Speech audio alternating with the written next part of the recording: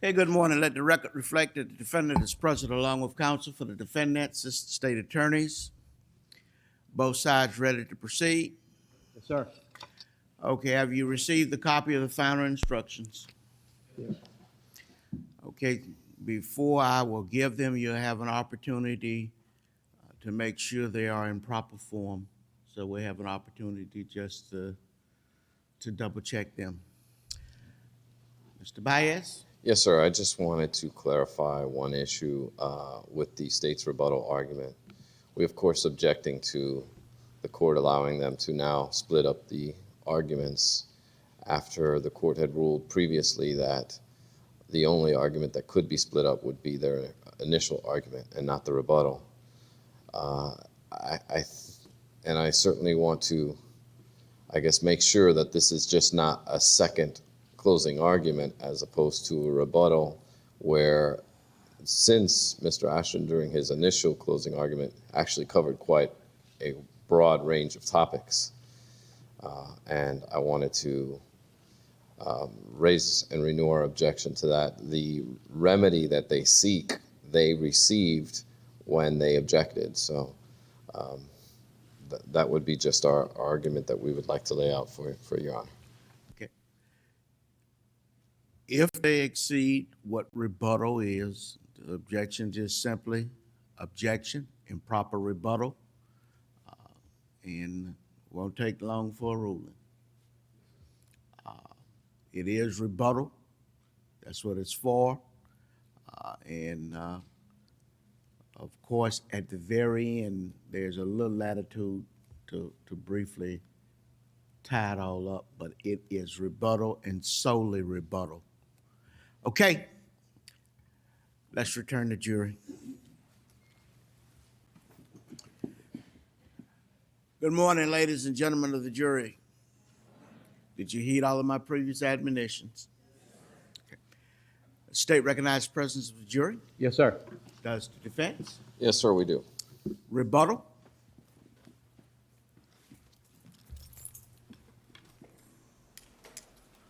Good morning and happy 4th of July. Ms. Drain Burdick and I are going to both speak to you at this rebuttal portion of our argument. We're going to discuss different topics. I want to begin by discussing the science in the case.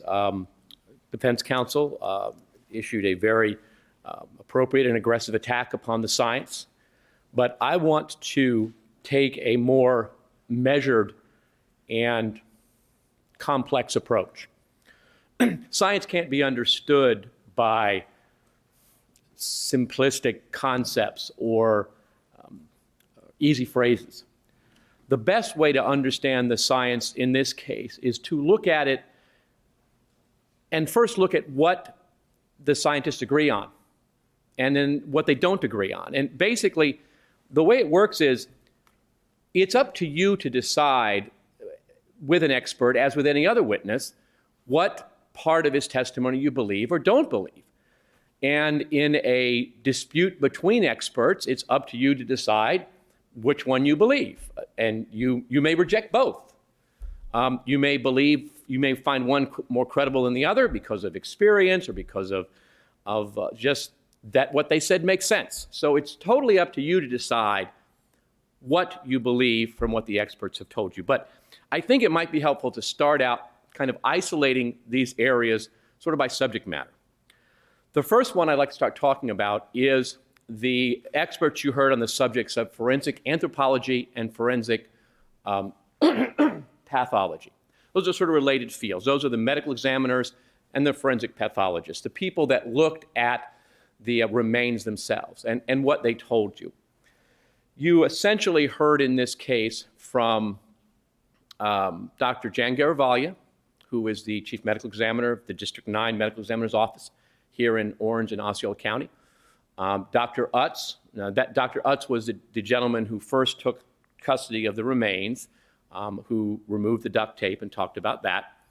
You heard from Dr. Schultz, who is the forensic anthropologist, works out here at the University of Central Florida and is a contract consultant for the medical examiner's office here. You heard from Dr. Michael Warren, who is the director of the Pound Human Identification Laboratory at the University of Florida.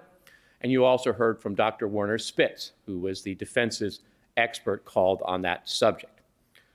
Now, what do all of them agree on? Well, all of them agree that, number one, there is nothing in the bones that tells us anything. They all agree.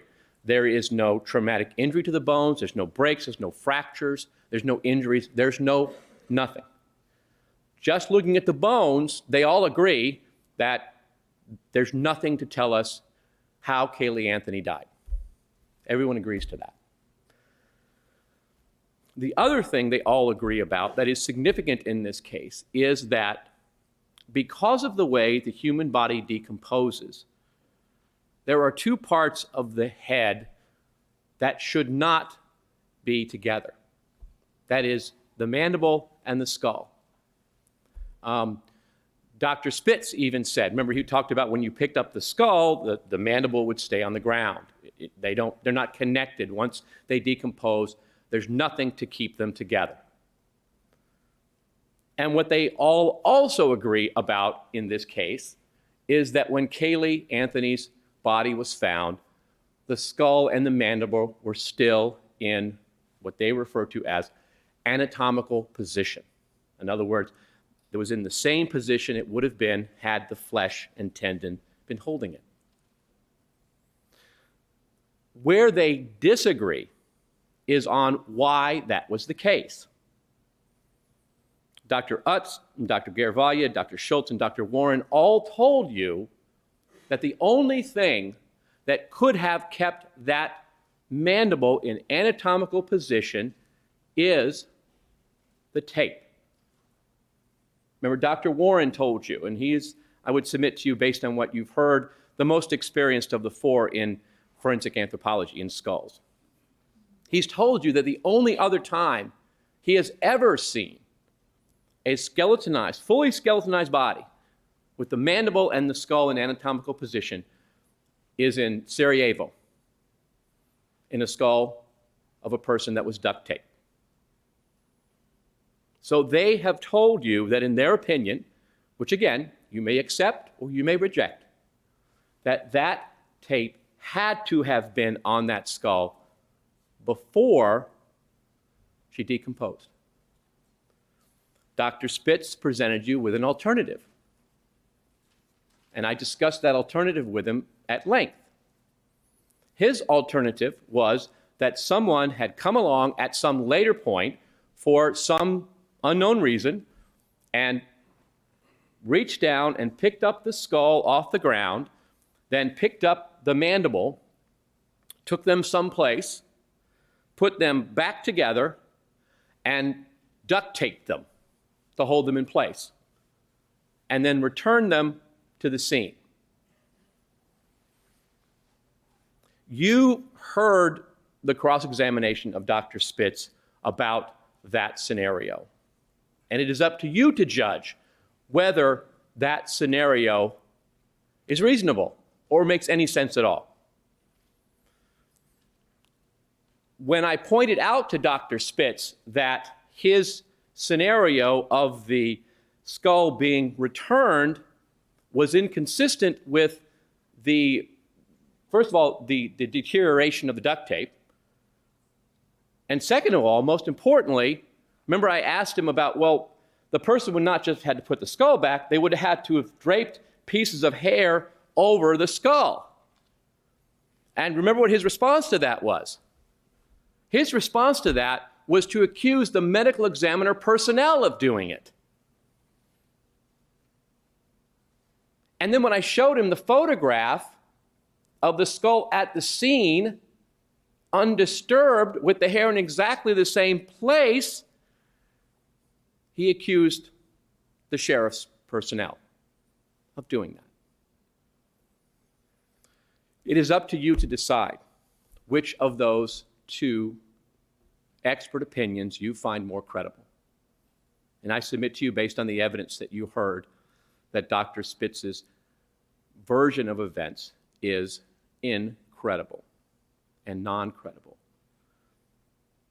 And I'll get to later in my remarks that it actually is also inconsistent with the very theory that the defense has been presenting to you in the other parts of their argument. We'll get to that in a little bit later. The other area that they disagreed on was the appropriateness and necessity of sawing open Caylee's skull. Dr. Spitz told you that that it was a violation of protocol for Dr. Garavaglia not to have sawed open Caylee's skull, and that it was, in his words, sloppy. On cross-examination, however, when challenged, even with his own book, to demonstrate where that protocol was set down, he was unable to do so.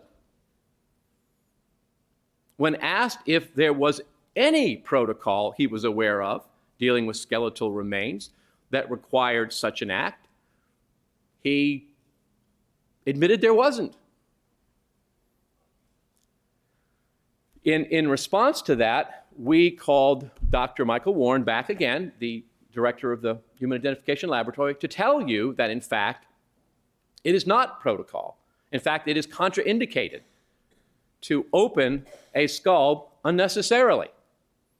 Because there may be times when there may be some particular artifact that cannot be otherwise appreciated, but generally, no, skulls are not open. It is not sloppy to fail to do so. In fact, it is dangerous to open the skull, particularly in a child, because when you do that, the skull breaks, as Dr. Spitz did. Remember, I asked Dr. Spitz, you broke the skull, didn't you? And he was like, I don't remember that. And I showed him the photograph where the skull is fractured, and he didn't seem to remember.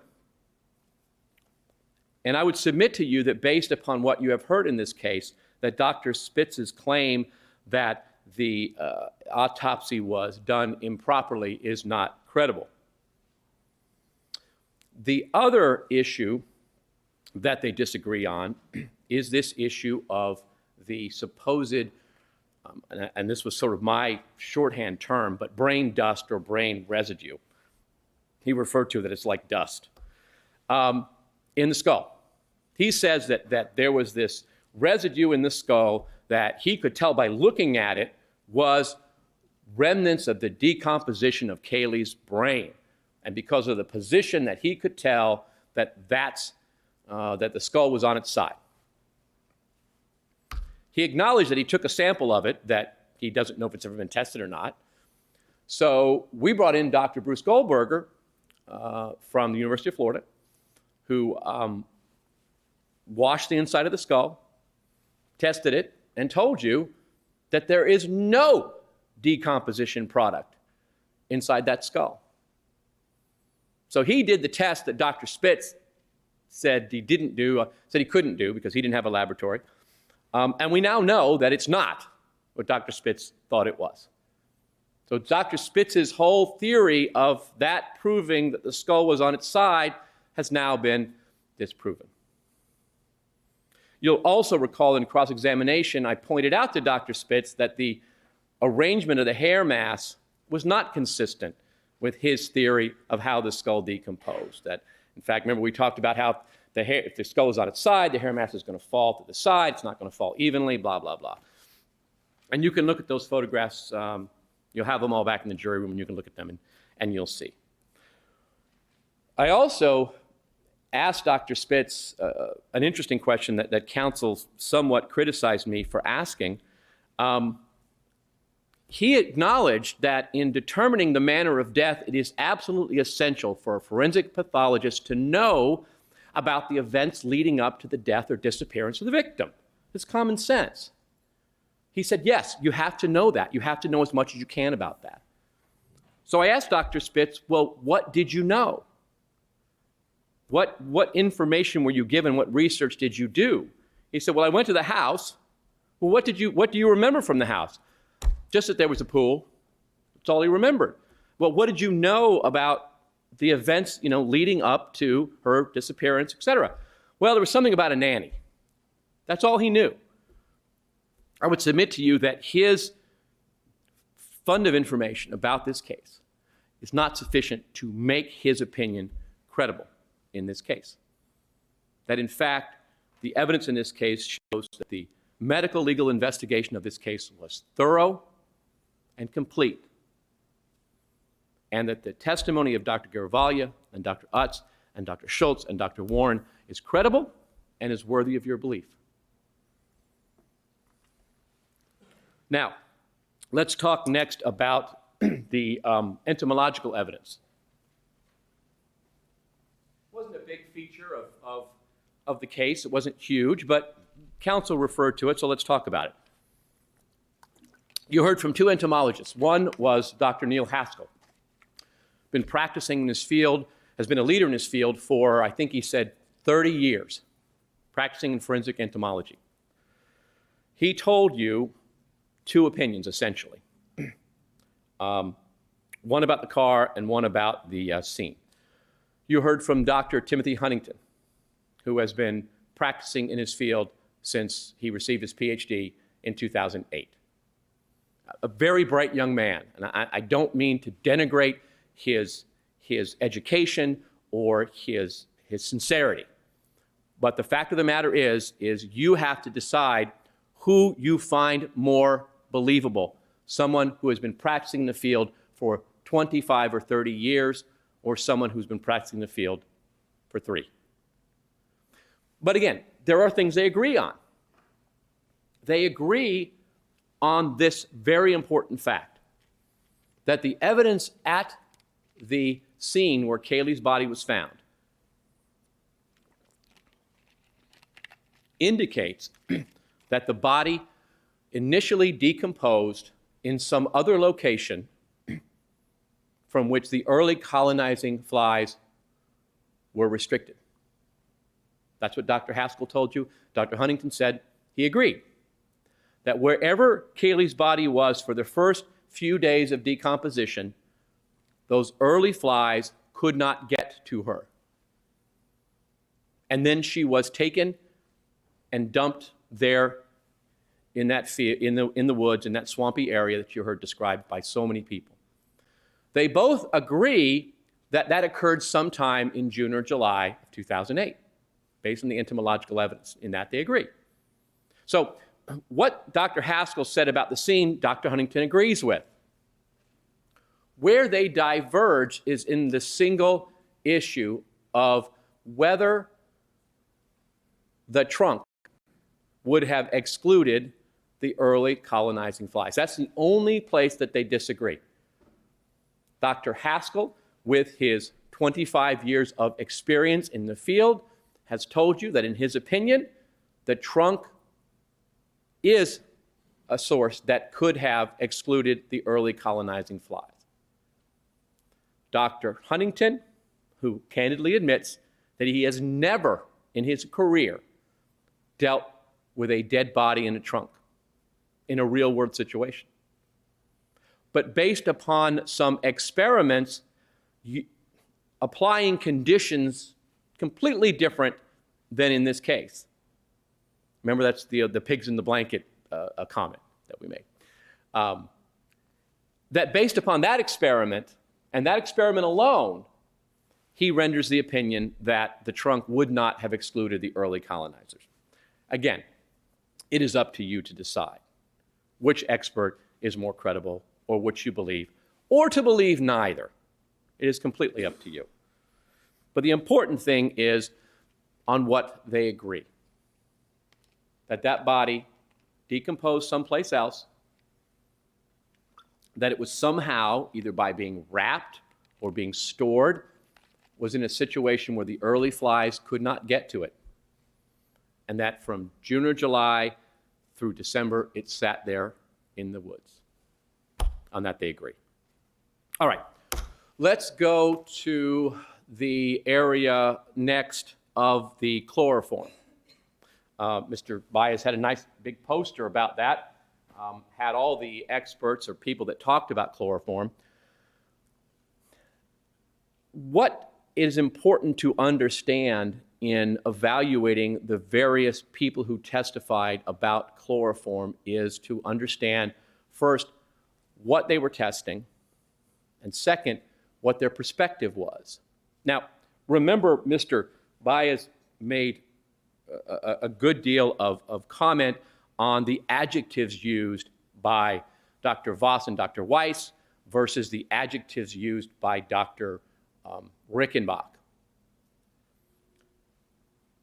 But one thing you have to understand in assessing those adjectives is their perspective. Dr. Voss and Dr. Weiss are used to looking at environmental air samples. Remember, Dr. Weiss told you that he's looked at environmental air samples from all kinds of different, fuel, car exhausts, environmental conditions, industrial, all different areas. And he's told you that based upon that experience, that he felt that the amount of chloroform he was seeing in the sample from the trunk was high, was surprising, because of what his experience is. Dr. Voss's experience is similar. What he's looking at is samples from dead bodies, and he's seen many of them. He told you that based upon what he has seen in decomposing bodies, and he has occasionally seen chloroform in those cases in very small amounts, but compared to that, what he saw was shockingly high. But taking away the adjectives, the important thing is more to say, what did they actually find? Dr. Weiss and Dr. Voss told you that the chloroform they found in the trunk air sample in the can was somewhere in the low parts per million range. And Dr. Weiss gave you an excellent explanation of the idea of quantification. He said quantification would not have meant anything in this case, because even if you quantify the amount of chloroform in the being given off by the carpet, it doesn't mean anything in terms of the amount of chloroform that was there a month before, because chloroform is volatile. It evaporates. So it wouldn't mean anything. But he does say, and Dr. Voss says, that based upon the qualitative analysis and the comparison between the amount of chloroform and the limits of his machine and the controls, that it was somewhere in the low parts per million range. Dr. Rickenbach from the FBI tested a similar sample out of a can, but also tested the actual spare tire cover in this box.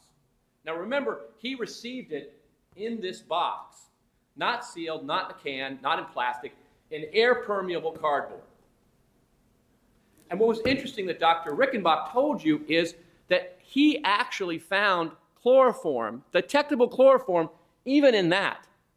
Remember, he told you he was surprised. He couldn't believe he found it, because chloroform is a volatile, and this is not sealed.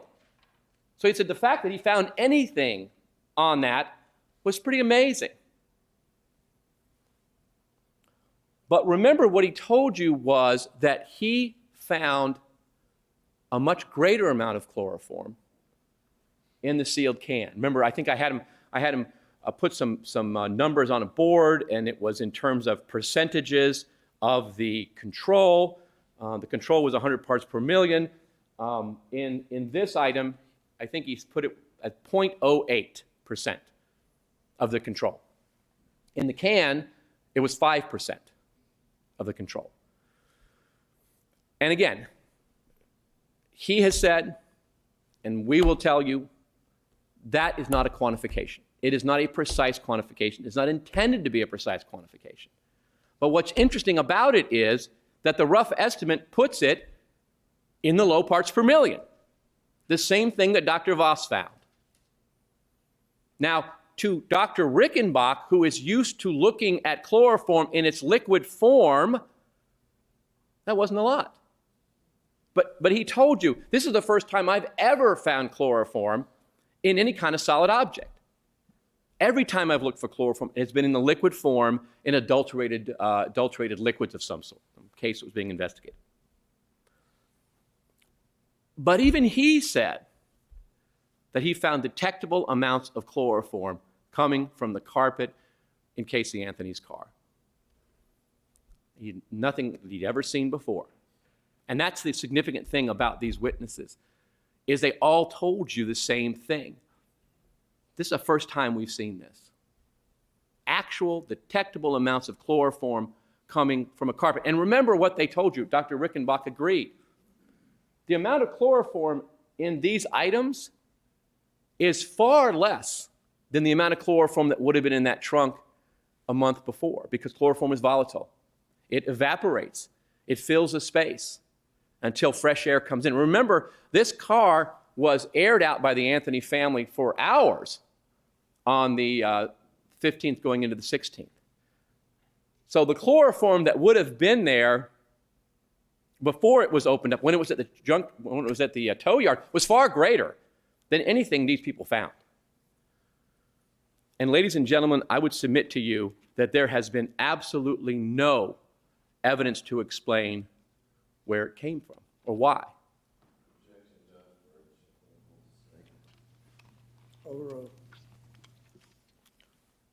Dr. Sigmund, who was the gentleman from UCF that did his initial testing of the sample, he told you that he tested the trunk 4 days after that item was removed. 4 days, it had been gone for 4 days. And yet even 4 days later, he was able to detect, even with his equipment, which he said is not as good as what Dr. Voss used. It's not it doesn't capture as much. Even he was able to find detectable amounts of chloroform in the trunk of that car, which shouldn't have been there. There shouldn't have been any chloroform in the trunk of that car, but it was there.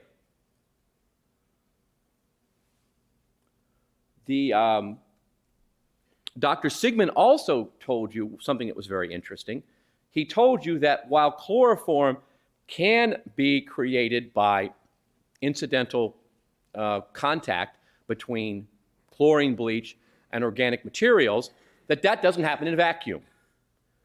That when that does happen, other compounds are created. And those compounds have not been found in this case. All that's been found is chloroform. No chlorine. Remember, I asked Dr. Further, there's no bleach stains on that spare tire cover, are there? No, there's not. There's no, the issue was brought out that some cleaning products have small amounts of chloroform in them. And I asked Dr. Furton, were any of the other constituent components of cleaning products found? No, they weren't.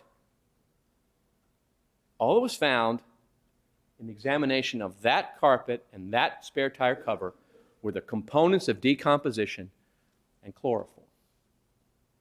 In that, all the experts agree, including those called by the defense.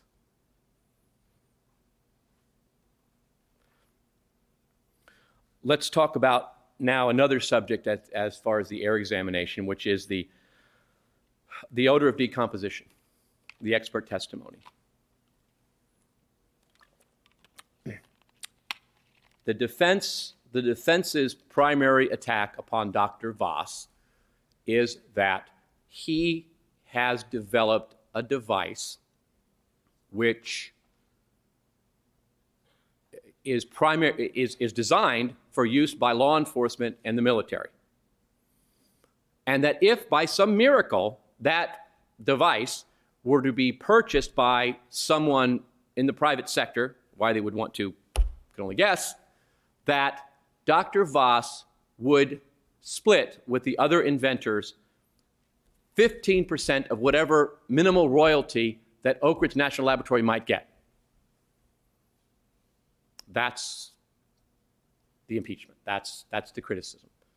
You saw Dr. Voss testify in this case, and you have to judge his credibility. I submit to you that Dr. Voss is an unapologetic geek. He loves what he does. I mean, when have you ever seen a scientist on the stand in a criminal case say, and this is the cool part? Dr. Voss is an unapologetic science geek. He loves the challenge of solving scientific questions. Whether it be how do you detect a body by the odor of decomposition, or whether it's maybe divining actually does work. Counsel sneered at him because he has the scientific curiosity to wonder if something as bizarre as that might actually have a scientific basis. Maybe he's right, or maybe he's wrong. But to say that you should disbelieve him because he has that scientific curiosity, I would submit, is inappropriate. Judge him by what he said. Judge him by who he is and what his experience is, and judge him fairly. But getting back to that point, when you actually boil down what Dr. Voss said and what Dr. Furton said, they really don't disagree that much. They both agree that the science of human decomposition odor has not developed to the level that there is a signature set of compounds that show human decomp. They both agree with that. They both agree that the chemical signature from this car is consistent with a decompositional event. Dr. Furton said, yes, I believe that those chemicals are from a decompositional event. So does Dr. Voss. Dr. Furton agrees that it's possibly human. And that's what Dr. Voss says.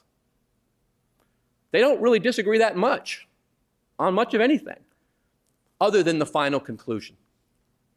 Because Dr. Voss told you that when you combine the science with his experience and what he smelled in that can, the odor that he has smelled for 30 years, I asked him, do you have an opinion based upon all of that as to whether that odor was from human decomposition? And his answer was, I can find no plausible other explanation.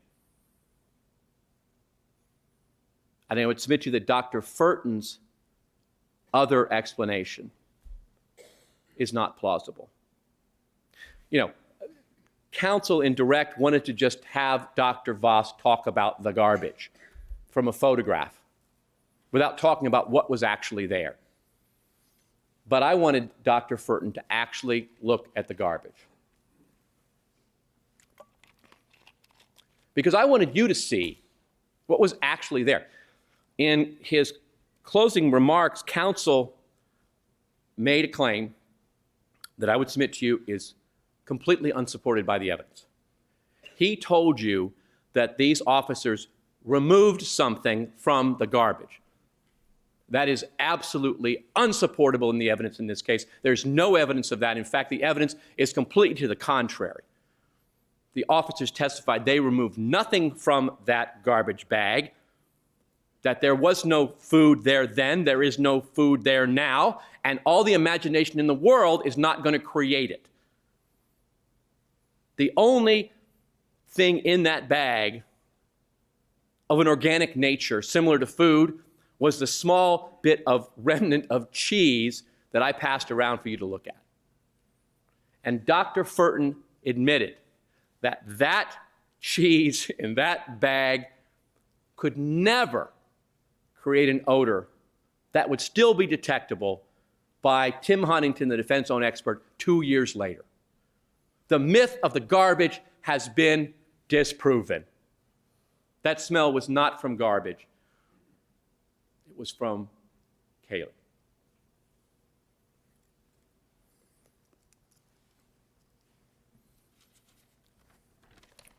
The defense presented, let's talk about DNA for a minute. The defense presented DNA non-evidence. The defense called a DNA expert from the FBI to testify that she tested for DNA on various items and there was none. And she told you that she didn't expect to find any. That DNA decomposes just like every other part of the body does. And that she had no expectation of finding DNA on the tape that had been out there on the body for 6 months. The defense called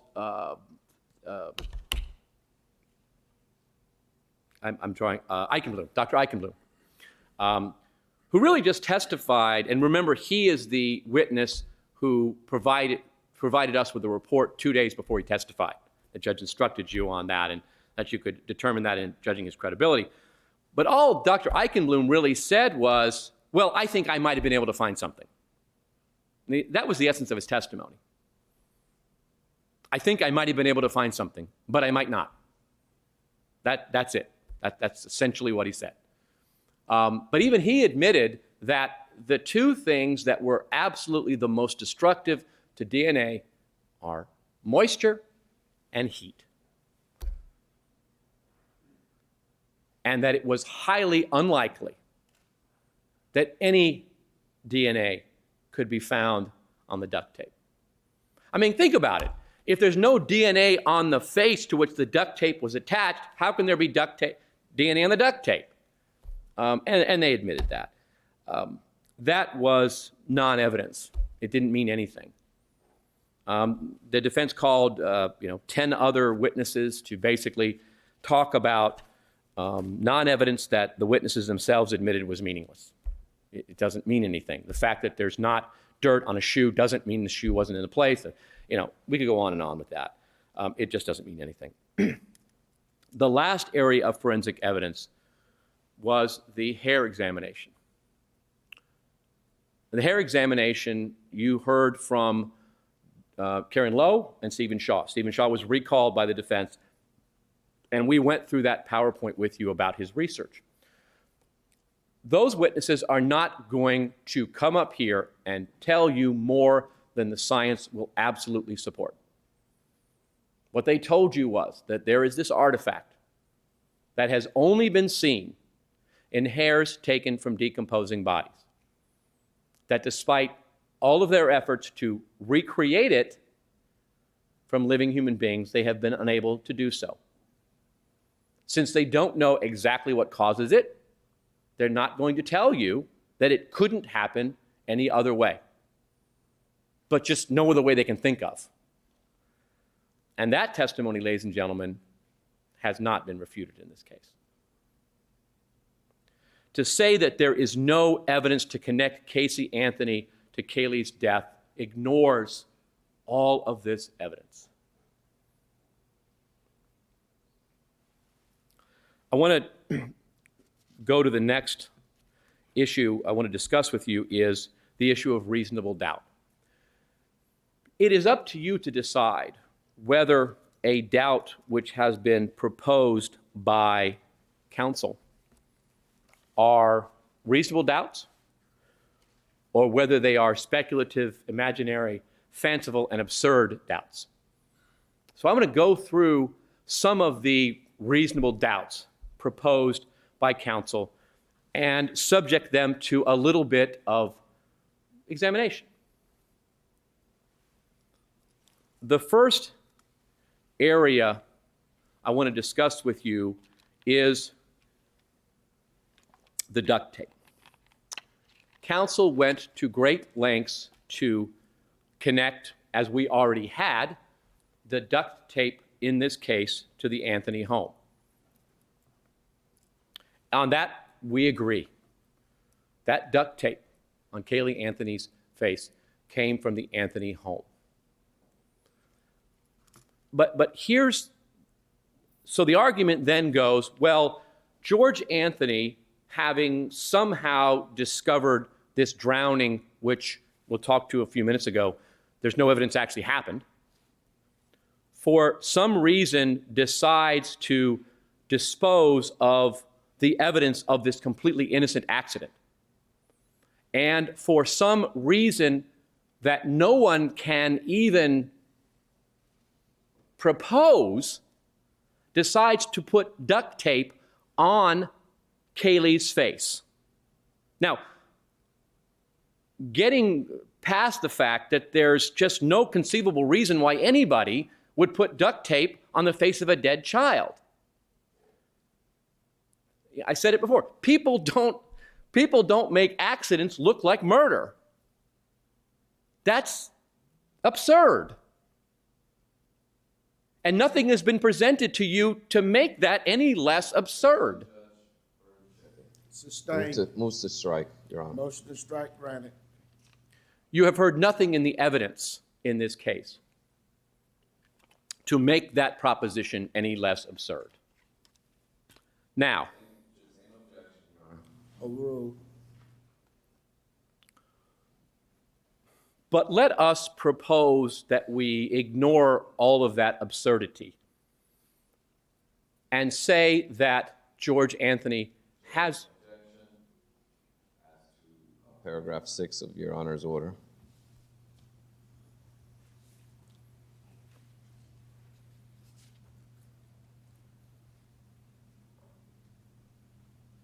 Overruled at this point.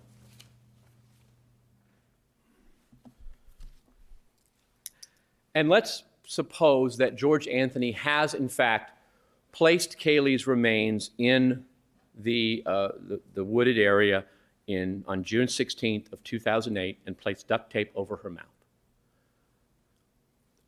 The defense then asserts that on the 24th, for some reason, he deliberately notifies law enforcement about this gas can with the duct tape on it, implying that in some way he is attempting to implicate his daughter in something for reasons which are completely inexplicable and not mentioned anywhere in the evidence. But he creates this issue about this duct tape by reporting that it's stolen. He gets the can back. No photographs are taken of it by law enforcement back in June when it happens. It's just reported. There's no way of knowing from that report whether duct tape was on it or not. It's just not mentioned.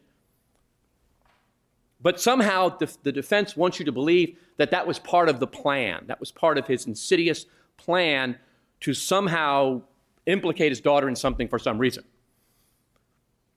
They then tell you that when Caylee does turn up missing and the police are there searching, that George doesn't tell them about the gas can incident.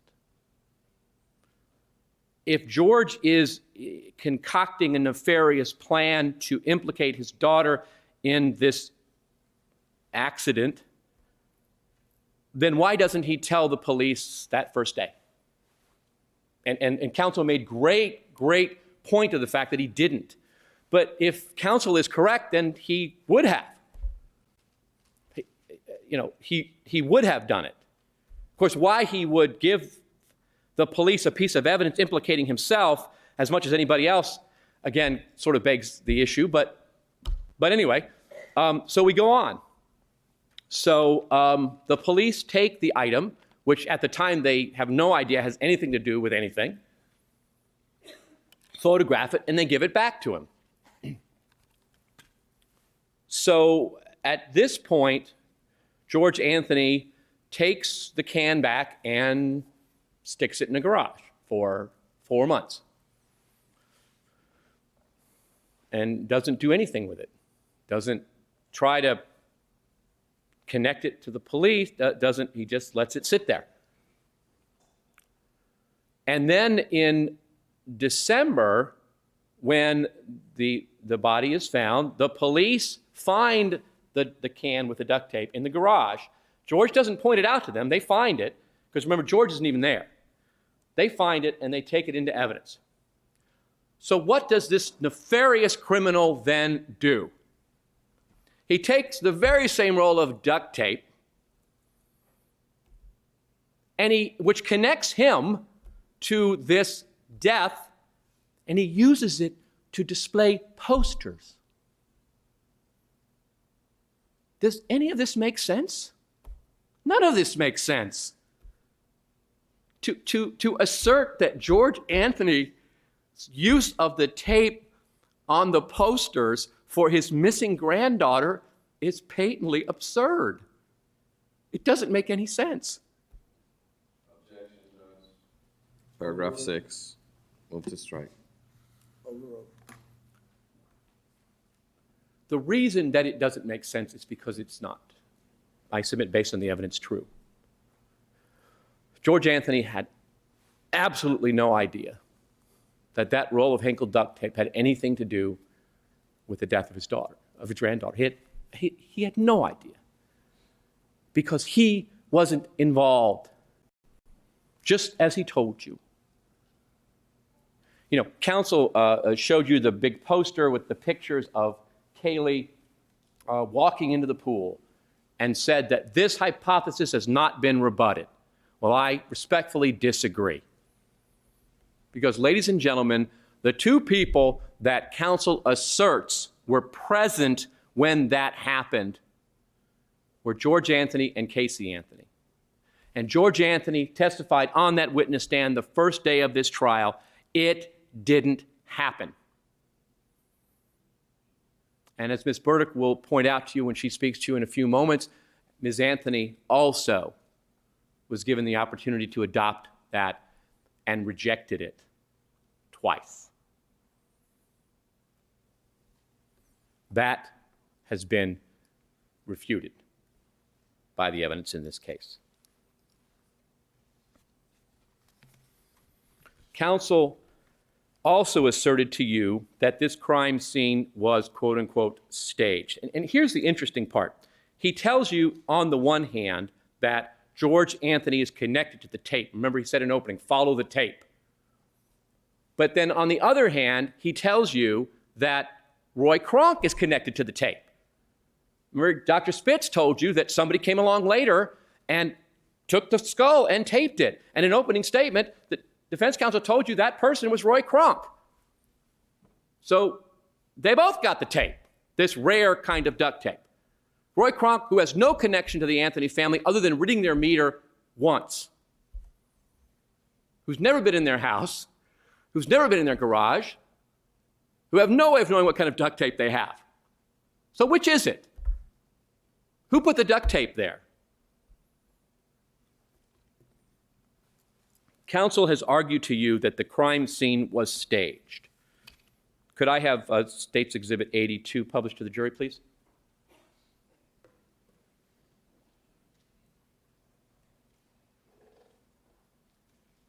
You'll recall this is the photograph of the scene out there on Suburban Drive as it was found on December the 11th of 2008, before anything was disturbed.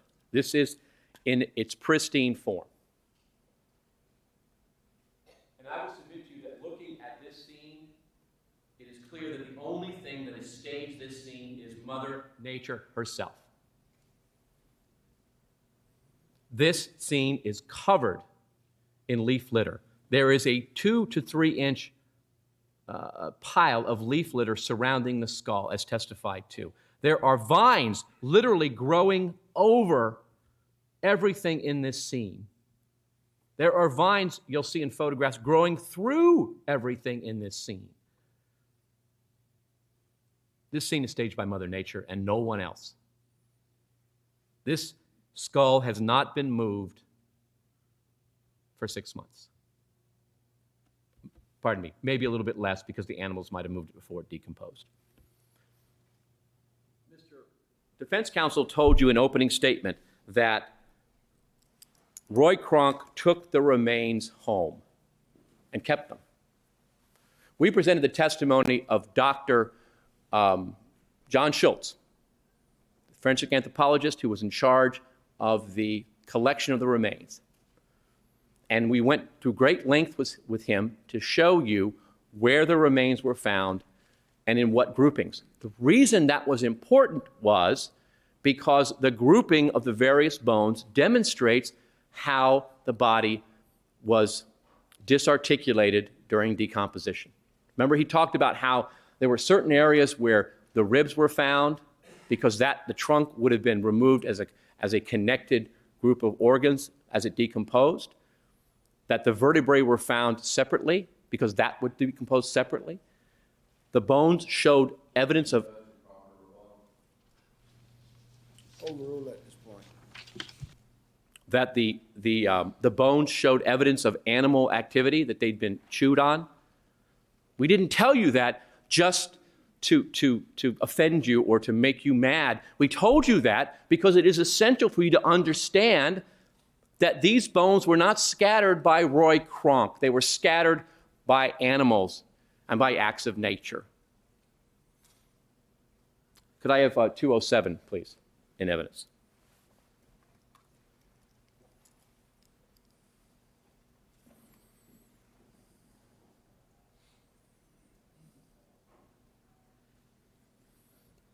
Again, you can see from this photograph a little bit closer up of where the skull is. This skull has not been moved for months. It is surrounded by the hair, which has fallen directly from the top of the head. You can see it all around, pretty much evenly distributed around the skull. This is where the skull has sat since the hair and the scalp decomposed and fell off. And it hasn't moved since, at least not much.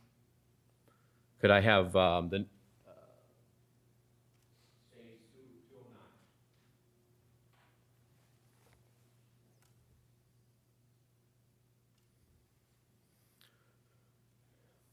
duct tape? The duct tape is partially covered by leaf litter along the sides. Remember, when you see the next photograph, you'll see this. The duct tape actually goes around the jaw and the skull. This has been here so long that the leaf litter has actually covered parts of the duct tape. Rebuttal, Your Honor. Overruled. Could I have 218, please? In this photograph, you can clearly see that the duct tape wraps around the mandible. It didn't just get washed there by water. It's there because that's where Caylee Anthony put it. It's there. The jaw is in place because the tape is there. Could I have 220? You can see in this photograph where the tape has now been lifted away from the skull, from the mandible, excuse me, that there are strings from the tape that actually go under the mandible. It's not a coincidence. It's not an accident. That's not water. That's because the tape was placed over her mouth and her nose before she decomposed.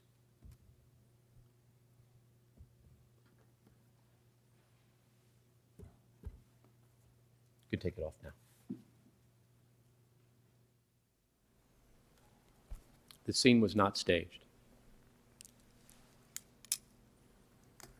It appears as it does because of the forces of nature, the forces of water, the forces of animal, and the forces of decomposition.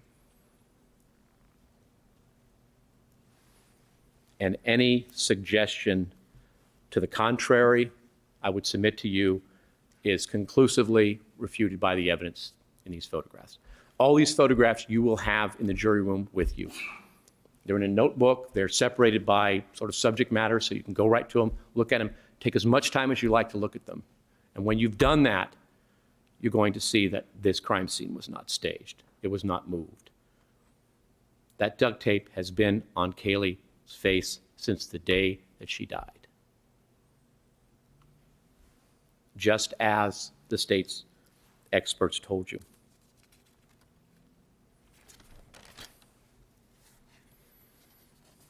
The state did not call Roy Kronk in this case because Roy Kronk testimony about what he did on December the 11th, 2008 is embellished. Roy likes to spin a good yarn. But what Roy said he did on December the 11th isn't possible. We didn't put Roy Kronk on to tell you a story that the evidence indicates just isn't true. And I would also submit to you that Roy's claim that he just happened upon that scene for the second time is equally uncredible. That doesn't mean that he staged the scene, that he stole it, all that stuff. What it means is that Roy likes to spin a good yarn. I submit to you, based on the evidence, what occurred in this case is that Roy found the skull, as we know he did, back in August. He tried to report it 3 times, and he got blown off and said, to heck with it. I'm over this. Maybe it really wasn't. But then he starts communicating with his son. He starts telling his son, hey, I know where the skull is. And his son is impressed. He's trying to get this relationship back with his son, and he thinks, wow, wouldn't it be great to impress my son? So he goes back to the scene, and it's still there. And Roy becomes a hero. And Roy tells a very, very dramatic story about lifting up a bag and the skull rolling out, and it's dramatic and it's wonderful and it's fun, but it isn't true. Roy found the skull all right, absolutely, but not the way he said. It's just impossible. But that doesn't make Roy Kronk a morally bankrupt individual who would take a little girl's skull home and play with it.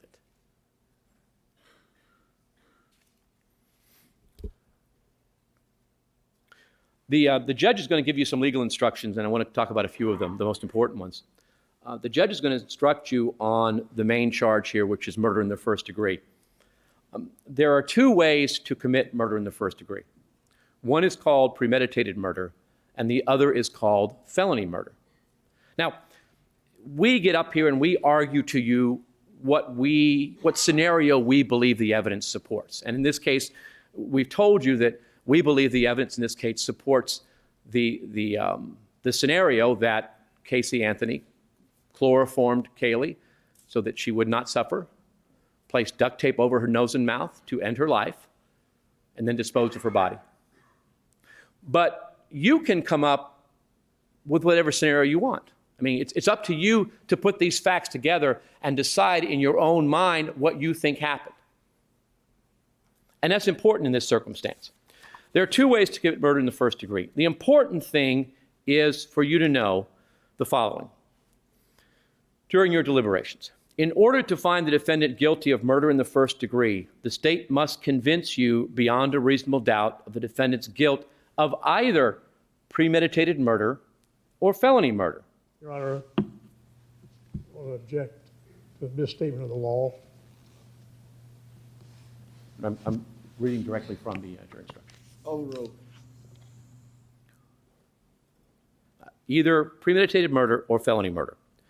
While you must all agree that the state has proven first-degree murder beyond a reasonable doubt, you need not be unanimous in your opinion as to whether that finding is based on premeditated murder or felony murder. In other words, what that means is that as you each individually assess these facts, you don't have to necessarily agree on whether it's premeditation or felony murder. You can think it's both. Some can think it's one, some can think it's another. The important thing is that you all agree that it is first-degree murder in some form. Premeditated first-degree murder is a fairly simple concept. It just indicates the 3 elements are that Caylee is dead, the death was caused by the criminal act of Caylee Marie Anthony, and that there was a premeditated killing of Caylee Marie Anthony. Killing is defined as killing after consciously deciding to do so, and there is a more full description the judge will give you. Our position is that the facts in this case show beyond a reasonable doubt that this was a premeditated murder of a young child. But we know that you can reconstruct these events in any way you want. So you also need to know what felony murder is. Felony murder has 3 elements. The first is the same, that is that Caylee is dead. The second is the death occurred as a consequence of and while Caylee Marie Anthony was engaged in the commission of aggravated child abuse, or she died while Caylee was attempting to commit aggravated child abuse, and that Caylee is the person who killed Caylee. Now, aggravated child abuse is defined by 2 elements. The first is that the defendant knowingly or willfully committed an act of child abuse upon Caylee, and in so doing caused great bodily harm, permanent disfigurement, permanent disability, or permanent disfigurement, and that Caylee was under 18, which there's no question that she was. Child abuse is defined as the intentional infliction of mental, physical, or mental injury upon a child, or an intentional act that could reasonably be expected to result in physical or mental injury to a child, or active encouragement of another person to do that. The reason that we talk about this is you can postulate a number of different... Under Brooks? Overall. a number of different hypotheses in this case. Some might say, well, maybe Casey put the duct tape on Caylee to keep her quiet. Maybe she was being loud. You know, maybe she put it on to keep her quiet and put it on too tight, and Caylee died by accident. I would submit not really consistent with what we have here, but you know, someone could think that. The reason I bring this out is because if that is what you think happened, that is felony murder, as the court will define it for you. That's felony murder, because it is the intentional act that could reasonably be expected to result in physical or mental injury to the child. So if that's something that you're thinking about, just want you to know that's also first-degree murder. Of the law, Your Honor. Overruled. Or if you choose to believe that she used the chloroform to sedate Caylee so that she could spend time with her boyfriend, as bizarre as that seems, but let's say that she used the chloroform in the trunk of the car to sedate Caylee so she could go have a good time with Tony on the 16th, and that Caylee accidentally died. It's still first-degree murder, because that act is aggravated child abuse, and if she dies as a consequence and the result, it's first-degree murder. So regardless of how you put these facts together, and again, I submit to you that the one that makes the most sense is that this is premeditated, because it is. But any way you slice it, any way you put it together, Caylee Anthony is guilty of murder in the first degree in this case. I want to talk a little bit about George.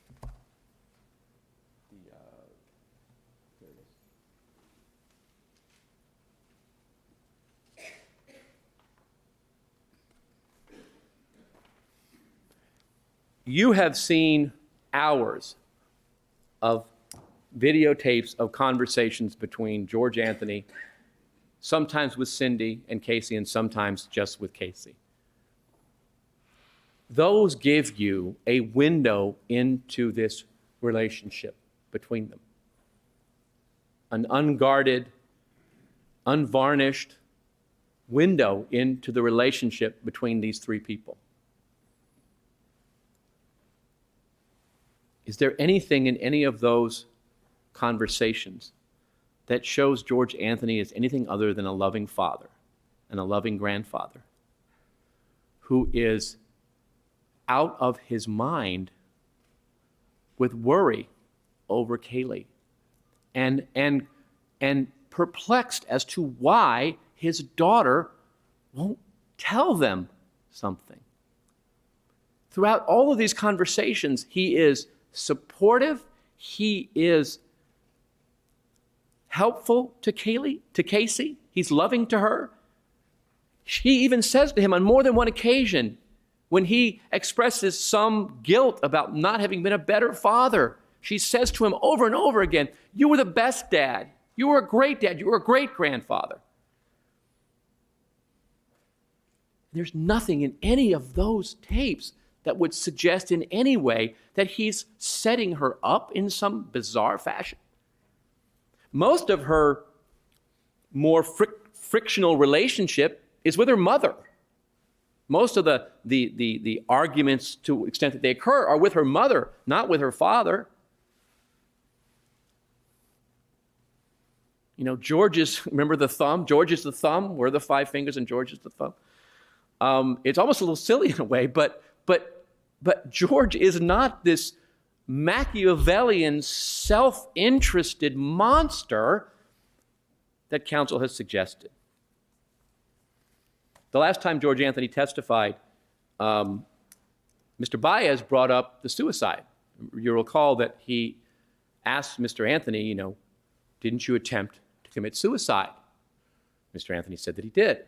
Mr. Baez asked him, well, didn't you express some guilt in the suicide letter? That's, of course, before you actually would have had a chance to see it. Now, of course, Mr. Baez seems to be telling you that it wasn't really a suicide attempt. It was just a couple of beers and some blood pressure medication. That's not what George Anthony said. George Anthony said he took blood pressure medication and medication he was given for anxiety by a psychiatrist. He took everything he could find because on January 22nd of 2009, he wanted to die. He wanted to be with Caylee. That's all he wanted. He was tired of all of it. He was tired of the questions. He was tired of not knowing. He just wanted to be with his granddaughter. And you cannot read this letter and not see that this man was in pain. You can even see the effects of the drugs and alcohol as his handwriting deteriorates through this letter. This is not some self-serving, deliberately created manifesto of innocence. This is the cry of a man who just doesn't understand the world anymore. He doesn't understand what happened to his granddaughter. He doesn't understand why his daughter won't tell him. He just doesn't understand, and he's just tired.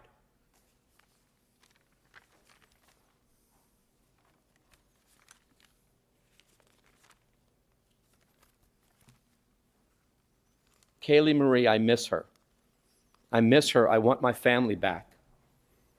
I sit here falling apart because I should have done more. She was so close to home. Why was she there? Who placed her there? Why is she gone? Why? For months, you and I, especially you, always questioned why. I want this to go away for Casey. What happened? Why could she not come to us, especially you? Why not Lee? Who is involved with this stuff for Caylee? Before that, he says, I blame myself for her being gone. You know, for months, as a matter of fact, for a year or so, I brought up stuff only to be told not to be negative.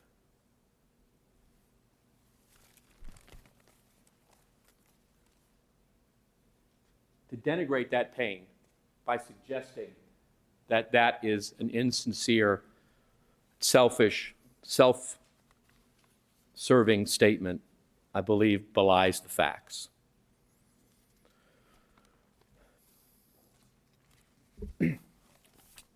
I'm going to sit down now, and Ms. Drain-Burdick will address some other areas in the case. I just want to end by thanking you for all of your sacrifices and all of your time, and to wish you well in the decision that you're about to make. Thank you. Okay, ladies and gentlemen of the jury, we'll take a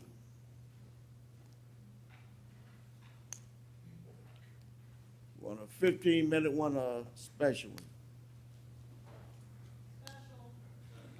Okay, we'll take a 20-minute special recess to the hour of 10 o'clock.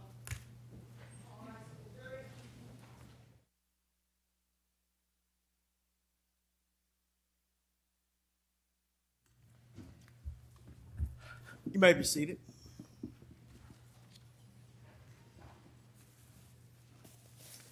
Let the record reflect that the defendant is present along with counsel for the defendant, Assistant State Attorney. Both sides ready to proceed. Mr. Baez? Yes, sir. I just have a brief issue that I need to get on the record. Yes, sir. It relates to the issue dealing with the computer searches. You may recall that there was an issue as to the number of times that the chloroform website was visited, the SciSpot/chemistry/chloroform. Mr. Bradley testified based on a report introduced by the state of Florida that was actually compiled by Sergeant Stenger. This was the second report that was compiled a year later using a new software program in which they were having problems with, and the net analysis that was conducted on August of 2008 showed the identical website visited only once, and that 2 columns below was 84 times for MySpace, which did not show up on the cashback report. It is our understanding that the cashback report contains false information, and we have placed the state on notice that the testimony that was elicited was false. And we would ask at this time that the state of Florida, during the rebuttal argument, clarify that false testimony and advise the jury of its falsehood. Response from the state? Mr. Baez has already made his closing argument to the jury, Your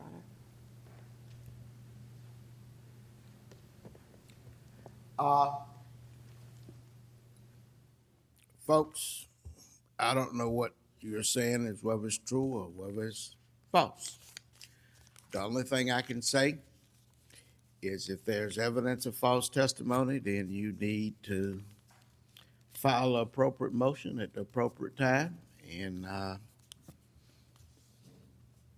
I will take a look at it and see whether or not it is proven to be false. But at this stage, there's I can't chase after arguments. So file appropriate motions and we'll cross that bridge when we get to it. Anything else? No, sir. Okay, let's return to jury.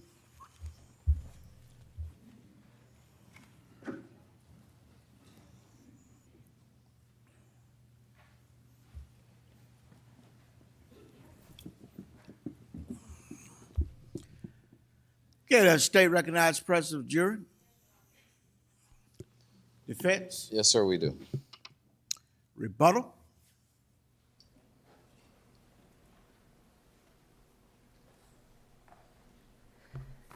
Good morning, ladies and gentlemen. When Judge Perry took that break for 15 or 20 minutes, I kind of felt like that guy that gets called out onto the field to kick a last-minute field goal once his teammate has taken the ball down to the 1-yard line. And of course, I'm ready to go, and the other team calls a timeout. So there are some advantages and disadvantages, I suppose, to being the last person to have a say on this subject. The advantage, of course, is the obvious one, that nobody gets to say anything after I sit down except for the judge on the law. The disadvantage, of course, is that you've been sitting here listening to attorneys tell you what they think the evidence shows for 5, 6, maybe even 7 hours to this point. And I recognize that you all are ready to begin the job that you have been here doing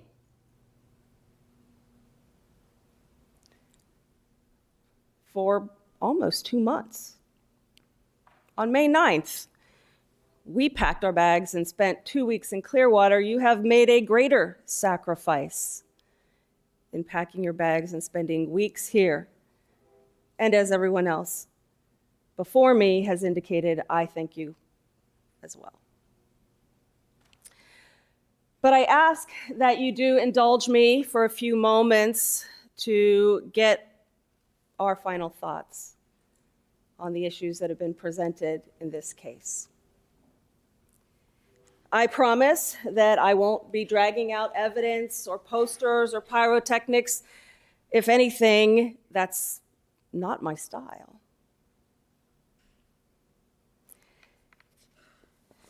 When I came up here in May and stood in front of you for probably a little over 2 hours and told you what the evidence in this case would show, I meant what I said. I didn't make promises to you that the state didn't keep. I meant what I said.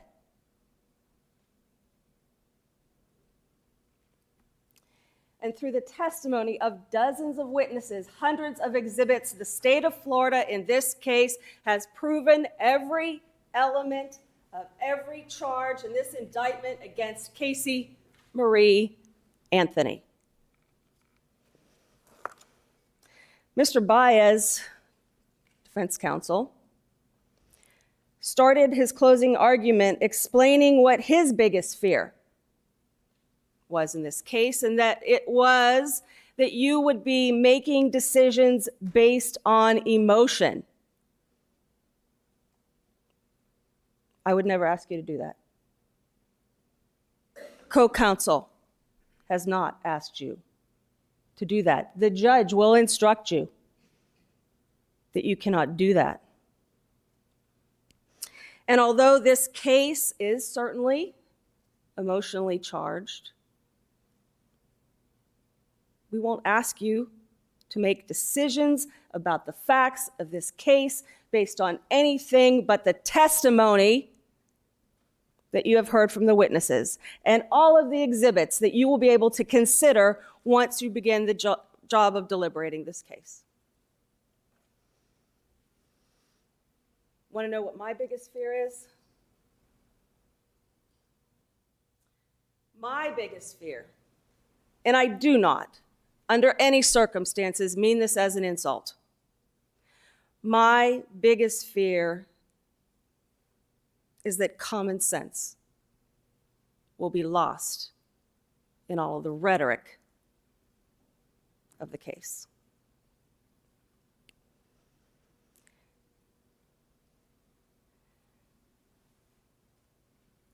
That you won't step back and take a look at the evidence as a whole. You got to look at the big picture here.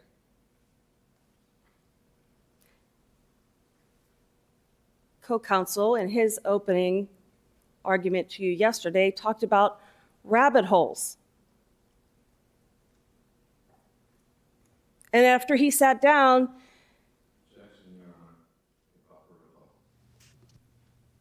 Sustain. my fear is that you won't look at the big picture.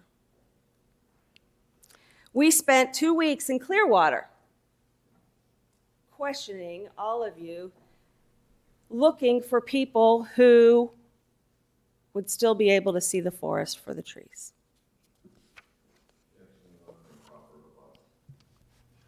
Overrule at this point. In his closing remarks, Mr. Baez used words like liar, perjurer, fraudulent. A trial in a criminal case is supposed to be a search for the truth. The truth is what is the cornerstone of the criminal justice process, both for those who are accused and those who are the victims of crime.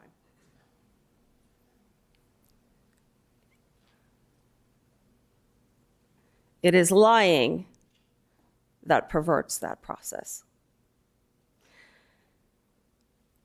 So during an argument, where the most well-documented liar ever seen in a courtroom accuses everybody of perjury, of fraud, of lying. The irony is rich indeed. Your Honor, violation of paragraph number 5 of this court's order, and move to strike. Rebuttal to the defendant's Overruled. argument.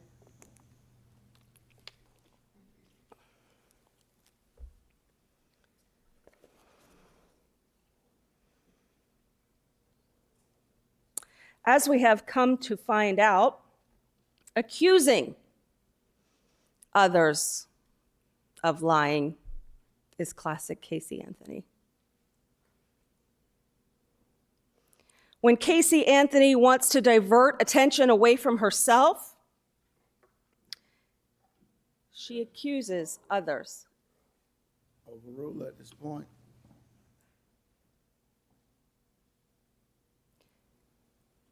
As we have heard from the evidence, Ms. Anthony has spent years lying, has spent 31 days. Mr. Baez, in his argument to you, suggested those 31 days mean nothing.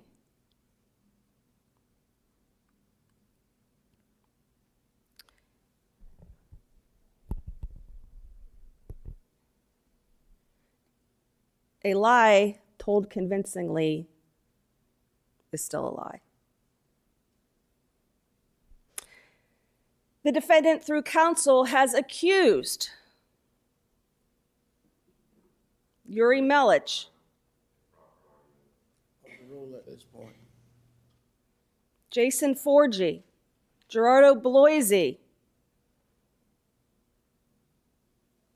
Dr. Voss, many of the witnesses that have come forward in this case of being liars.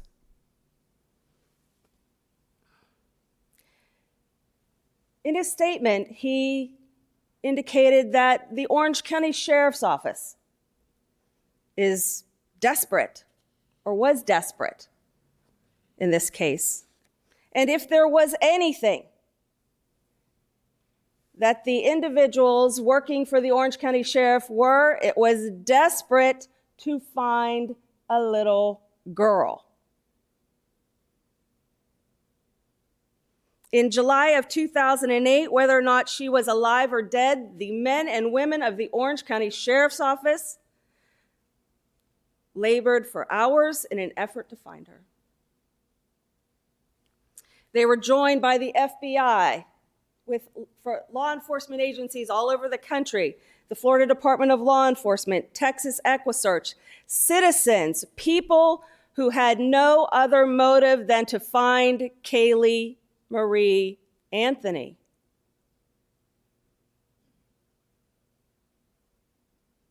But it was a lie. It was all in vain.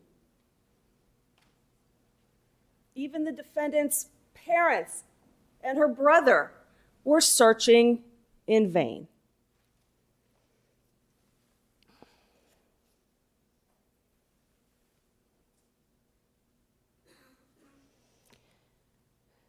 You know, false allegations of child abduction are nothing new.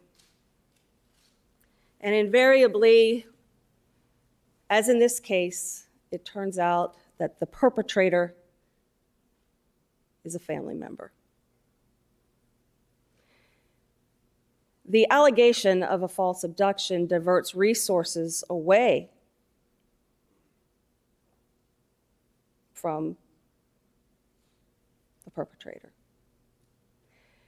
Diverts attention away from the perpetrator. Your Honor, improper argument. Overruled. Buys the perpetrator more time.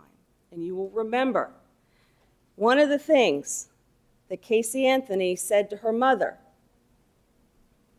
when she picked her up from her boyfriend Tony's apartment was that she just wanted another day. She wanted more time. She was trying to buy time. When she told her brother about the kidnapping, she was trying to buy time. Time to concoct another lie, another story, and to divert attention away from herself. In his argument, counsel put up pictures of all of the law enforcement officers who were at the Anthony home that night, suggesting there was no smell in the car because they took no action. That first night, July 15th of 2008, the police did not think Caylee Anthony was dead. At that point, they had no reason to believe Caylee Anthony was dead. There was no reason to connect any smell in the car to Caylee Anthony being dead. The defendant was telling them she was alive, that she was somewhere else. She was asking for their help in finding her. So much so that this episode that Mr. Mason talked about of Ms. Anthony being handcuffed was ended like that. Because the members of the Orange County Sheriff's Office were there to help. They weren't there threatening her to give a statement. They were there to help. The next day at Universal Studios, there were 3 long-term detectives who were there to help. If you listen to Ms. Anthony's statement again, they say to her,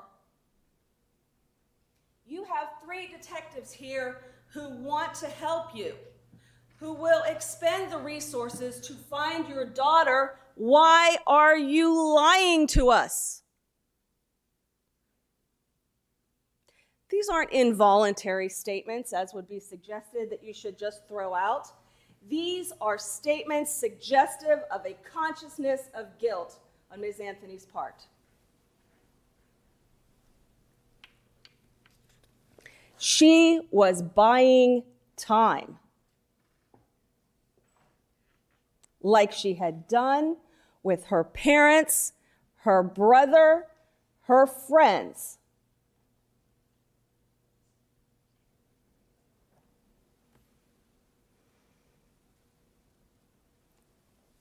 The 31 days are really meaningless.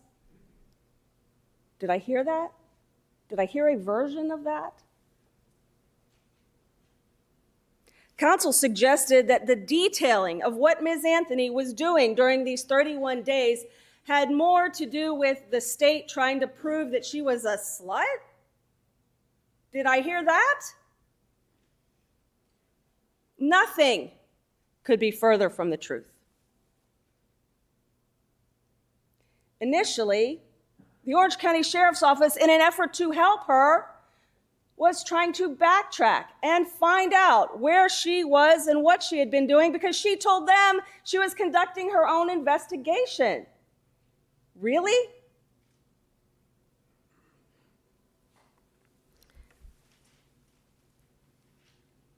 They were using her cell phone records to try to track down this Zenaida, to find Caylee Marie Anthony, to help the defendant.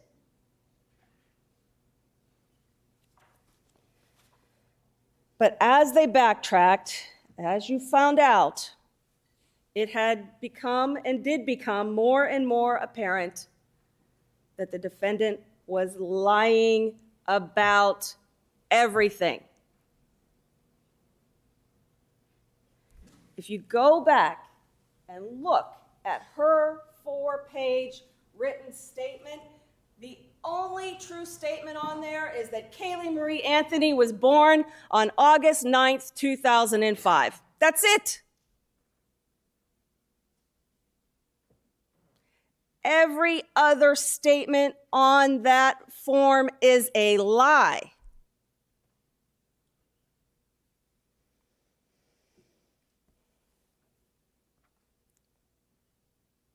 you've heard during this trial, and it's been suggested to you in closing argument by the defense, that everybody grieves differently. Well, that may certainly be true. Everybody grieves differently.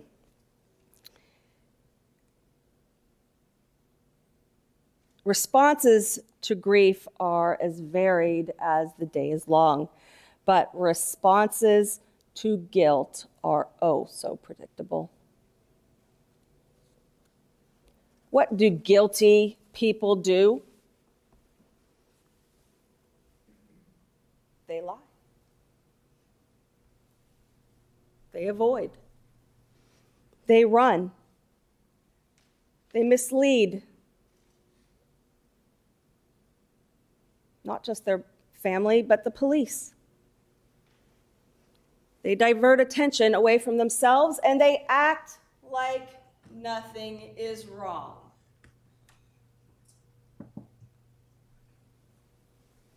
That's why you heard about what happened those 31 days. Not to try to convince you to hate Caylee Anthony, but to show you that what she was doing during those 31 days was in no way indicative of grief, was in no way the response to someone whose child has died by accident.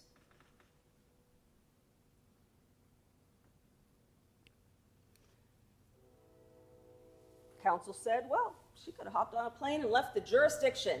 The classic signs of running away.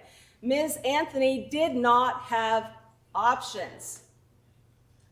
In those jail videotapes, you did hear, and if you listen to them again, will hear her say this was a time of desperation for her. And her father was like, what? Oh, desperation? What are you talking about, desperation?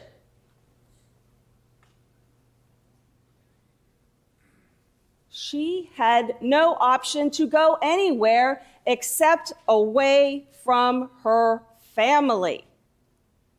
That's who she ran from, because those are the people who would be asking her all the questions. The friends are easy to placate. They're not really paying attention to her life. If she's telling them, my mom's crazy, or my parents are getting a divorce, or my dad had a heart attack. Objection, Judge. Non-rebuttal. Sustained. 31 days.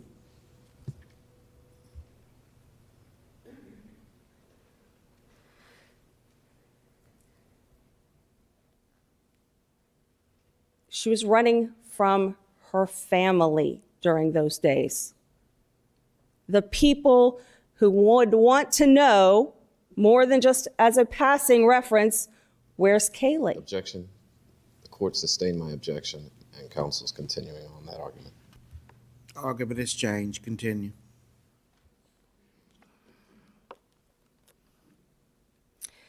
The defendant's actions and responses during those 31 days answer for you the only real question left at this stage of the proceedings.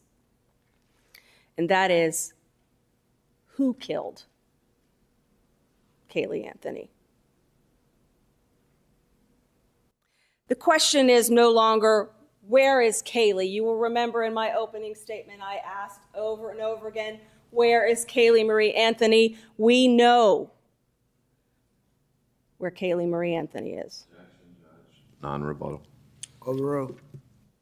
The question is no longer what happened to Caylee Marie Anthony. We know what happened to Caylee. The question is, who killed Caylee?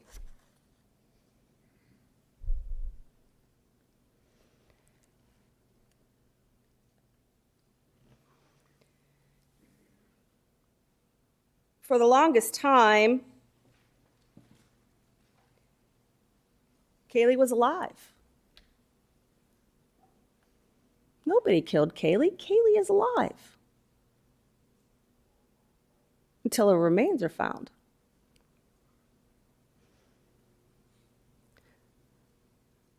As I told you, as I warned you about in opening statement, as the facts and circumstances changed over the course of time, the defendant's lies changed. They got bigger. They got better. They involved more people. Mr. Baez, in his closing statement, would have you believe that there must be something wrong with Caylee Anthony because she has, quote unquote, imaginary friends. Those weren't imaginary friends. Those were lies. Every one of them was a lie. Ask yourselves, a lie designed to do what?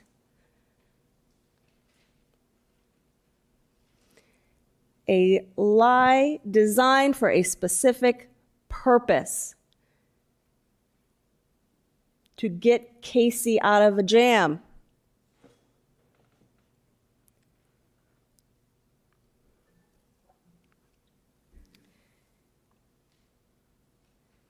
So for the longest time, Caylee is alive until her remains are found. And then, of course, the lie can't be Caylee is with the nanny. She's alive. She's been kidnapped. I had nothing to do with it. May we approach?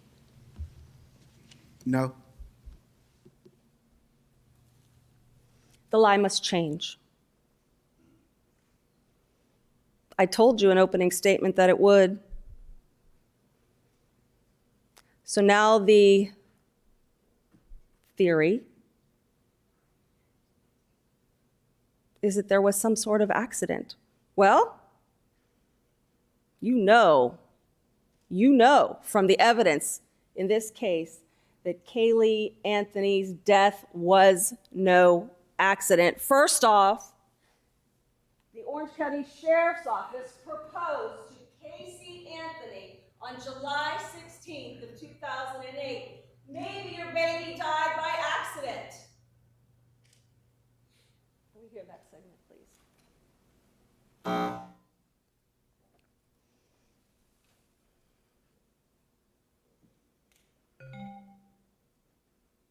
I had to sit down with mothers who rolled over in their babies accidentally. I've had to sit down with mothers whose kids have drowned in swimming pools. I've had to sit down with mothers who had boyfriends who beat their kids to death, who felt horrible about what happened, and I've had to go to them and help them try to explain to their families, okay?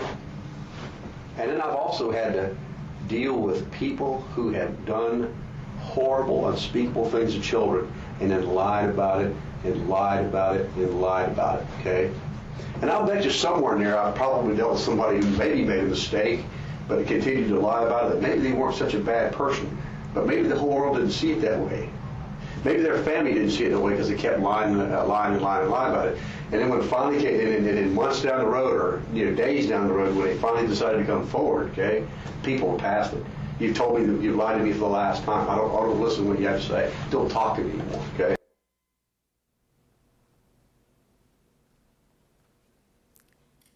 In his closing statement to you, counsel suggested that the Orange County Sheriff's Office had murder on their minds, that they didn't want to consider that this was an accident. You heard right there.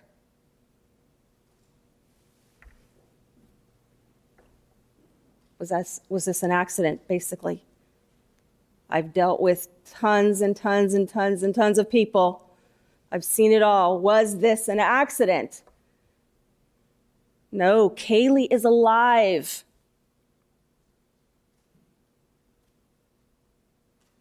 The defendant's mother suggested the whole accident scenario involving the pool specifically on August 16th of 2008. Can we hear that, please?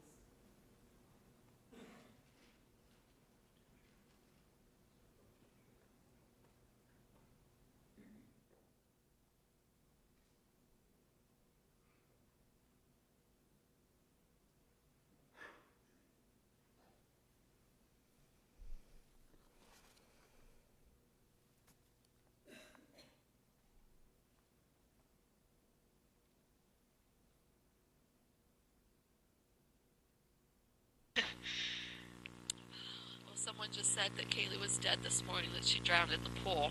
That's the newest story out there. Surprise, surprise. Surprise, surprise. So when Caylee Anthony is found dead on December 11th of 2008, surprise, surprise, it's an accident.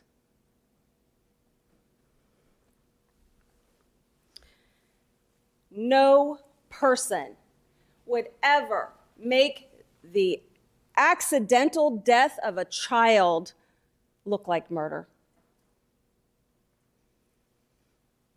The defendant's actions during those 31 days and her response to this are completely inconsistent with what people do 100% of the time. You heard Dr. Garavaglia say 100% of the time when a child is involved in an accident, somebody tries to save them.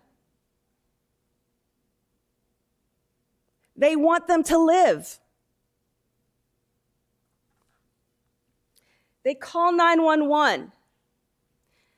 They anguish over the death of a child, especially if you want to accept this testimony that Miss Anthony was an amazing mother. Who did you hear that from? How was that defined? Her friends? People who don't have kids, that have other lives, that have seen 2 seconds of interaction?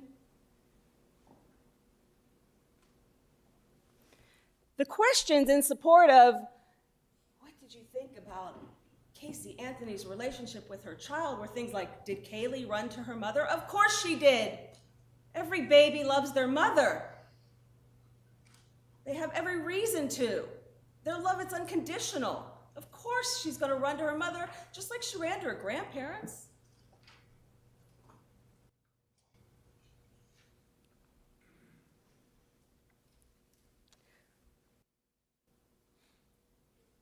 Well, Casey provided food and shelter and clothes for Caylee. That makes her a great mother. No, that makes her a mother. Maybe an adequate mother. But in reality, the food, the clothes, the shelter were provided by her grandparents. That's why Caylee was healthy and happy and well-fed and well taken care of and nicely dressed. Look at her room. Look at their backyard.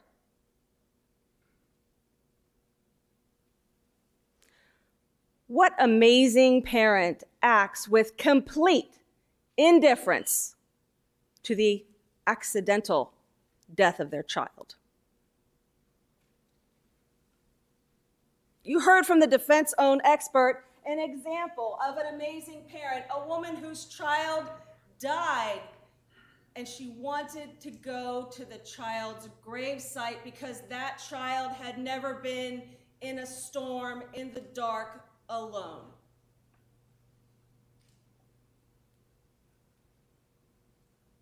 That's an amazing mother.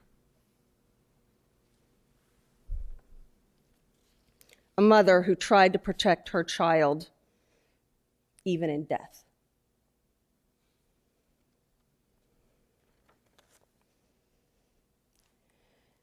If this truly was an accident in the pool, Caylee Anthony would have been found floating in the pool, not floating in a swamp down the street. If this was an accident that George Anthony knew about, he told you, we wouldn't be here today. I wouldn't be here. They wouldn't be here. She wouldn't be here. You wouldn't be here. Overruled. If he was home, as they suggested, when there was an accident in the pool, he would have called 911. He would have tried CPR. He would never have scooped up his granddaughter and put her in a bag and threw her in the woods. Never. No paternal instinct. Did we watch the same jail videos? Mr. Ashton has covered this, but did we watch the same videos? Mr. Anthony said he would trade places with his daughter in a second. Been argued by Mr. Ashton. Sustained.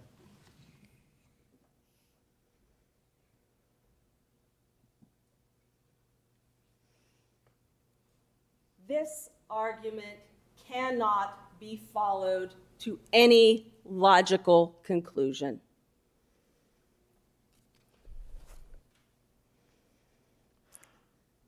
The way these remains were disposed of shows complete indifference to the child. It speaks volumes about how the person who disposed of her really felt about her.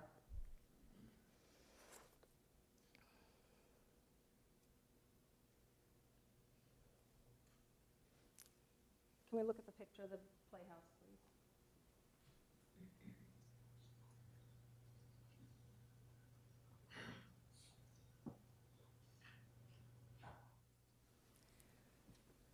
This is how George and Cindy Anthony felt about their granddaughter.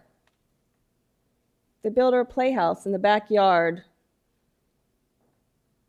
George Anthony landscaped it for her, put a little mailbox out there for her with her name on it. Put a stone base. Overruled. Put a stone base under that playhouse so that Caylee wouldn't have to sit on the ground in case it was wet.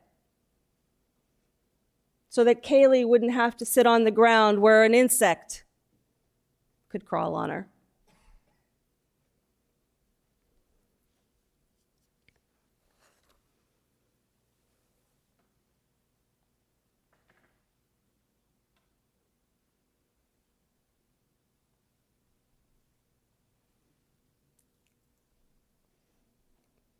On those jail videos, you heard Mr. Anthony over and over again trying to get Casey to talk to law enforcement, to the sheriff's office, to the Federal Bureau of Investigation. If he was so diabolical that he was trying to cover up something, why would he want his co-conspirator to talk to the cops? That makes no sense. I'm trying to engage in a cover-up, but I want you to talk to the cops.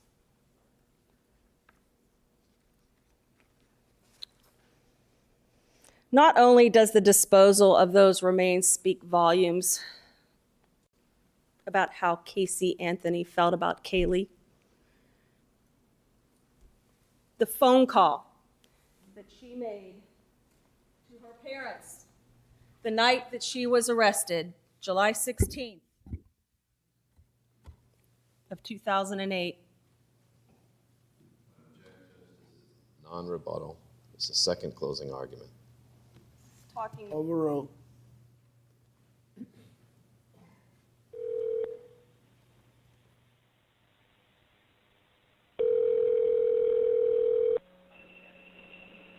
Hello? Hello, this is a free call from Casey. An inmate from the Orange County Correctional Center. For a rate quote, press 7. To accept this free call, press 0. To obtain a customer service, this call is subject to monitoring and recording. Thank you for using Global Tel Link. Casey? Mom. Hey, sweetie. Well, I just saw your nice little cameo on TV. Which one? What do you mean, which one?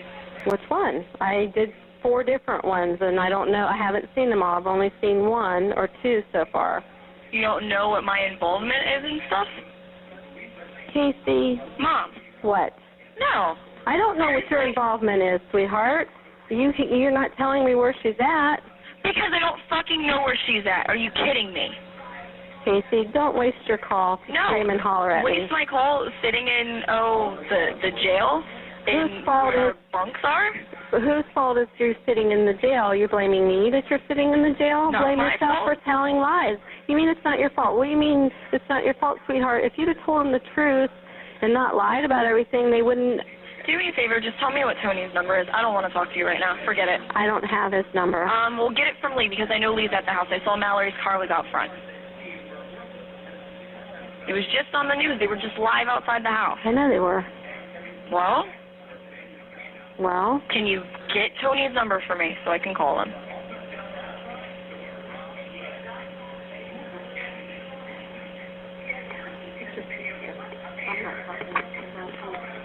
Hey, Hey, can you give me Tony's number?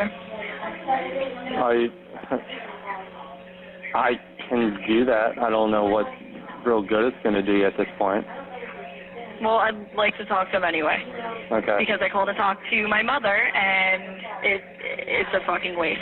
Oh, by the way, I don't want any of you coming up here when I have my first hearing for bond and everything else. Like, don't even fucking waste your time coming up here.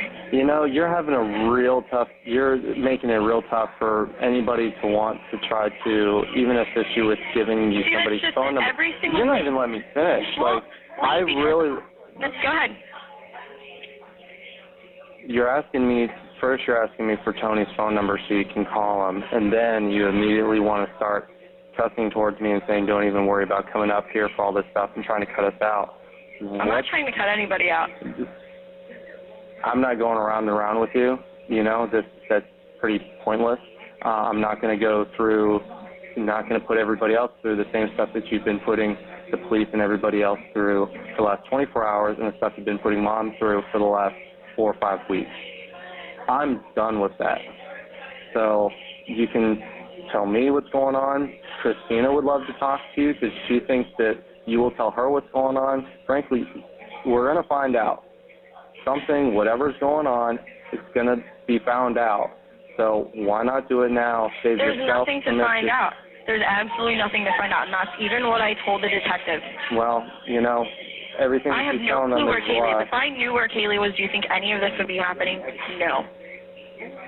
Anyway, you only got a couple minutes with this, so I'm not going to let you completely waste it. Here's Christina. She thinks she can get through to you. No, I want Tony's number. I'm not talking to anybody else. Hello? Hi, I'm glad everybody's at my house. I'll have to call you later. I'll have to call somebody to get your number. Do me a favor, get my brother back because I need Tony's number. Okay, is there anything I can do for you? I'm sitting in jail. There's nothing anybody can do right now. Well, I'm just trying to be... Oh, I know you are, honey. I absolutely know that you are, and I appreciate everything that you're trying to do, but I'd like to call Tony. He's not at my house, is he? No, Okay. no, it's just me and your parents and Lee. Okay. Well, can you do me a favor and get my brother back or get the number from him, please? Does Tony have anything to do with Caylee? No. Nothing. Okay, so why do you want to talk to Tony? You probably don't want to tell me, do you? Huh? You probably don't want to tell me, do you? I didn't hear what you said. I said, does Tony have anything to do with Caylee? No, Tony had nothing to do with Caylee. Oh, so why do you want to talk to him? You probably don't want to tell me. He's my boyfriend, and I want to actually try to sit and talk to him because I didn't get a chance to talk to him earlier because I got arrested on a fucking whim today because they're blaming me for stuff that I never would do, that I didn't do. Okay. Well, I'm on your side. You know that, right? I know that. I just want to talk to Tony, get a little bit of... Casey, you have to tell me if you know anything about Caylee. Sweetheart, if anything happens to Caylee, Casey, I'll die. You understand? I'll die. If anything happens to that baby. Oh, my God. Calling you guys? A waste. Huge waste. Honey, I love you. You know I would not let anything happen to my daughter. If I knew where she was, this wouldn't be going on. So how come everybody's saying you're lying? Because nobody's fucking listening to anything that I'm saying. The media completely misconstrued everything that I said. The fucking detectives told them fucking bullshit. They got all of their information from me, yet at the same time, they're twisting stuff. They've already said they're going to pin this on me if they don't find Caylee. They've already said that. Well, They arrested me because they said that... Yeah, because they said that the person that you dropped Caylee with doesn't even exist. Because, oh, look, they can't find her in the Florida database. She's not just from Florida.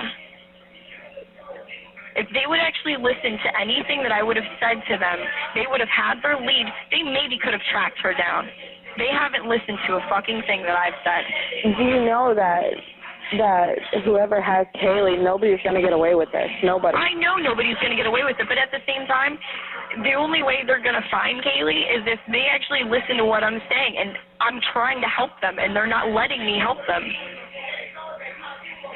So how can I help them find her? The best thing you can do, baby, is listen to me. They need to look up her information in a New York database, in a North Carolina database, other places that she's lived outside of Florida. That's what I told them even again today. I told them that 4 times today. I sat up at the police station, up at the county police station for But she's the one who has Caylee, or she transferred Caylee to somebody else? Because honey, her I haven't name has talked to her. I don't know. I haven't talked to her. How come everybody's saying that you're not upset, that you're not crying, that you show no caring of where Caylee is at all? I'm not sitting here fucking crying every 2 seconds because I have to stay composed to talk to detectives, to make other phone calls, to do other things. I can't sit here and be crying every 2 seconds like I want to. I can't. Okay, Casey, don't yell at me. I'm on your side. I'm on your side. I know you're not. Trust me. I know you're on my side. I'm not trying Nobody to yell at is you. saying anything bad about you. Your family is with you 100%. No, they're not. That's bullshit because I just watched the fucking news and heard everything that my mom said. Nobody in my own family is on my side. Yes, they are. Nobody has said... They just want Caylee back. That's all they're worried about right now, is getting Caylee back. And you know what? That's all I care about right now. Casey, your daughter, your flesh and blood, your baby girl. Christina, please, put my brother back on the phone. I don't want to get into this with you right now. I love you, honey, and I'm glad that you're there. Thank you for your help. I will let you know if there's anything that you can do.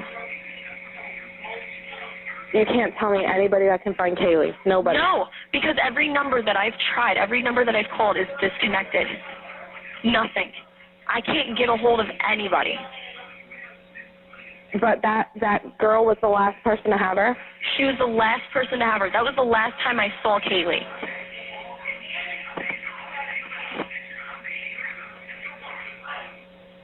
Okay.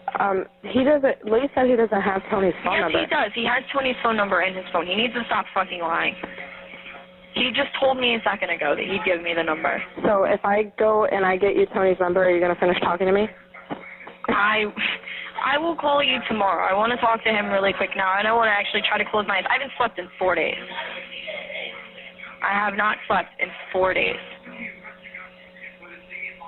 Listen, if you're going to talk to anybody, you can talk to me, and you know that. I know I can talk to you, but at the same time, I know I can talk to Tony, and that's who I want to talk to right now. I haven't gotten a chance to talk to him since this morning.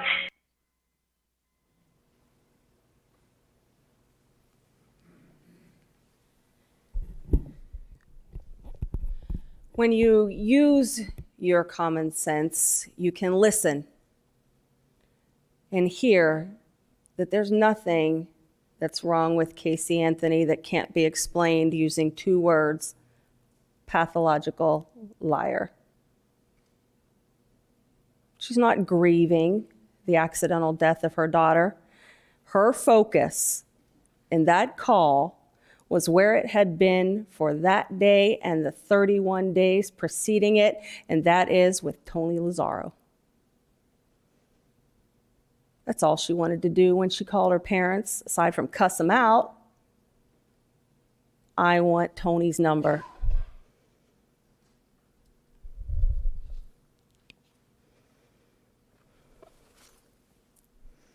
You have learned during the course of this trial that Caylee Anthony is the only person who had access to every single piece of evidence discussed by Mr. Ashton today and yesterday.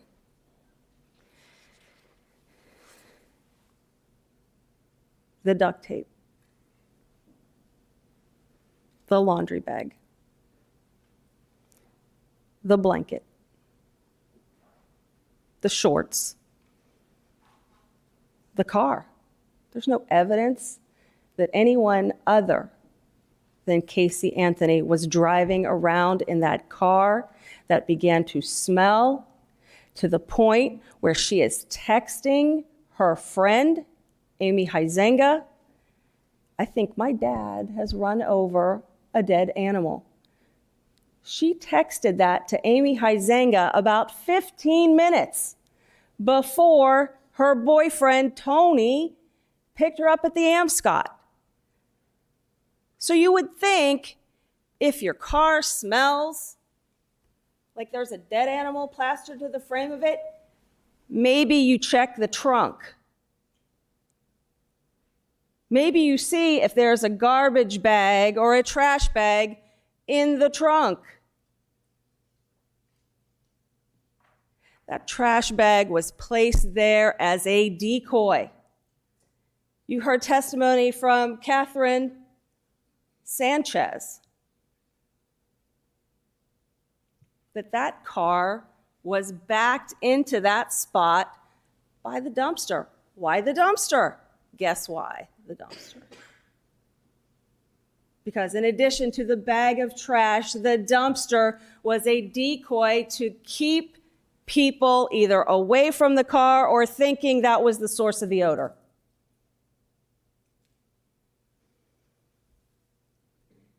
The Anthonys didn't have access to that car. George Anthony didn't know where that car was. Miss Anthony was on the way to the boyfriend that her parents didn't even know existed. How would they know where to find her car? She told her mother she was in Tampa or Jacksonville or somewhere. They didn't know where she was or where the car was.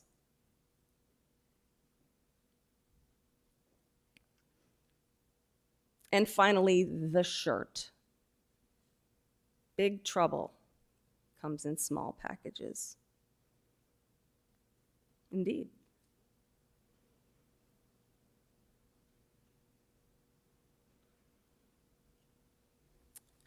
Cindy Anthony told you that shirt was not one that she was familiar with. She did the laundry. That shirt was not kept at the Anthony house on Hope Spring Drive. That shirt was kept in the car, in the diaper bag or a backpack, because we saw it on 2 different occasions at Ricardo Morales' apartment in January of 2008, and then again in March.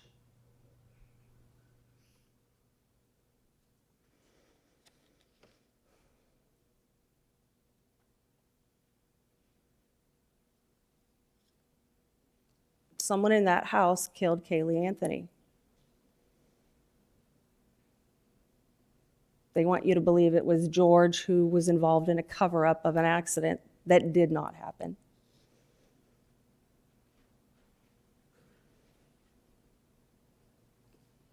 Even George Anthony didn't have access to all of these things.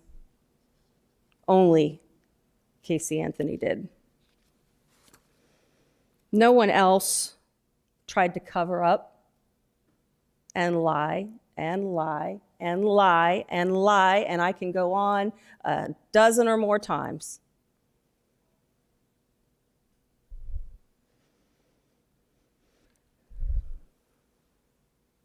Where were George and Cindy? Let's throw Cindy into the mix too as a possible perpetrator, because Caylee Anthony would have you believe that this is all her mother's fault anyway for leaving the ladder down. Let's twist the knife in my mom a little more.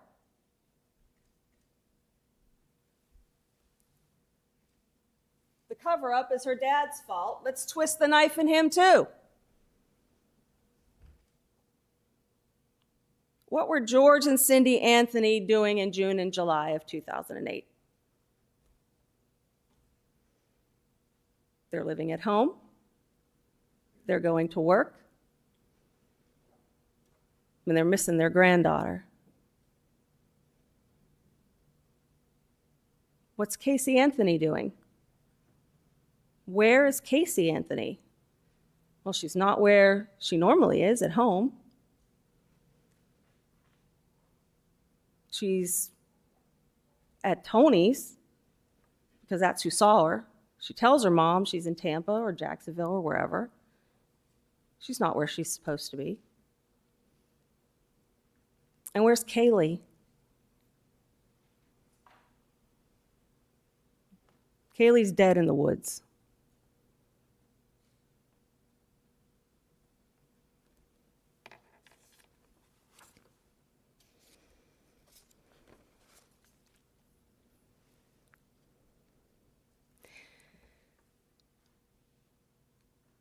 At the end of this case, all you really have to do is ask yourself a simple question.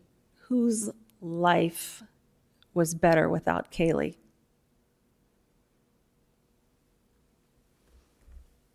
Was Cindy Anthony's life better?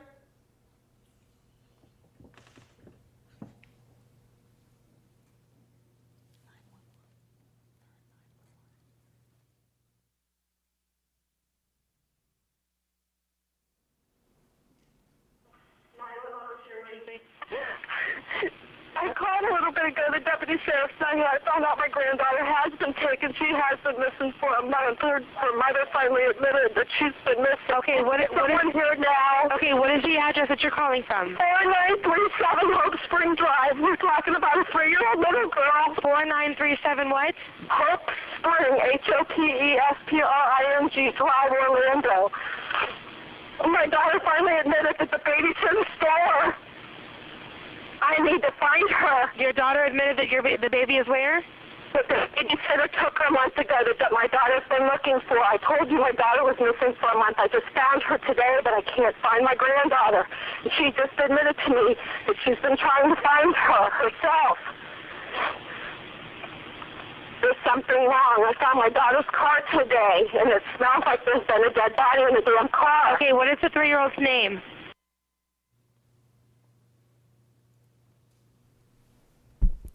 Was George Anthony's life better? Mr. Ashton went over what George Anthony's life was like as a result of losing his beloved granddaughter. Whose life was better?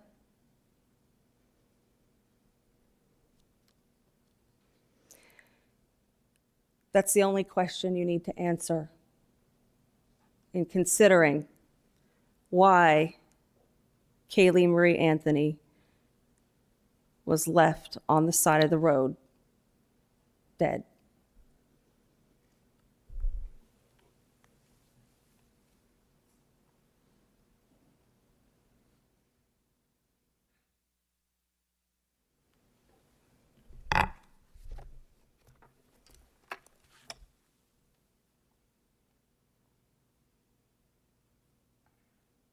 There's your answer.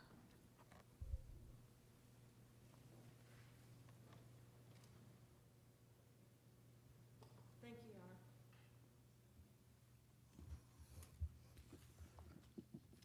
Okay, ladies and gentlemen of the jury, we're going to take a brief recess. When you return, you will hear the final instructions on the law from the court. We'll be in recess.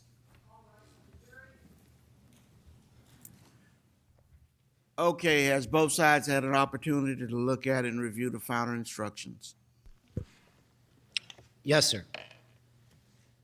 Defense? Yes, sir. Okay. Your Honor, I have a motion at this time. Yes, sir.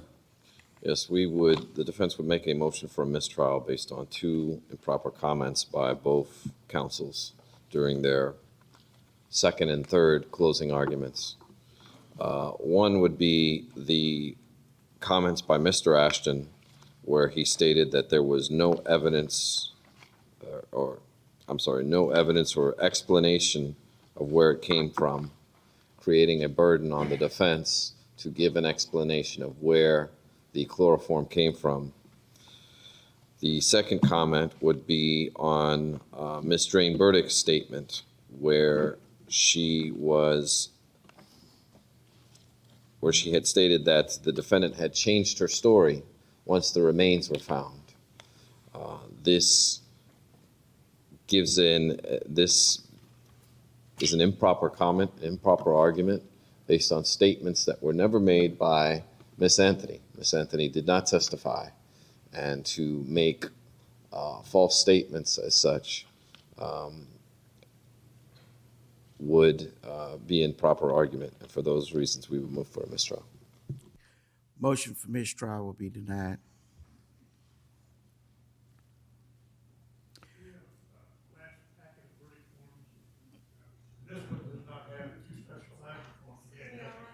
Mr. Mason, turn the speaker on. Please, sir. Verdict form, complete package, missing the 2 special finding ones. You have the last one, Frank.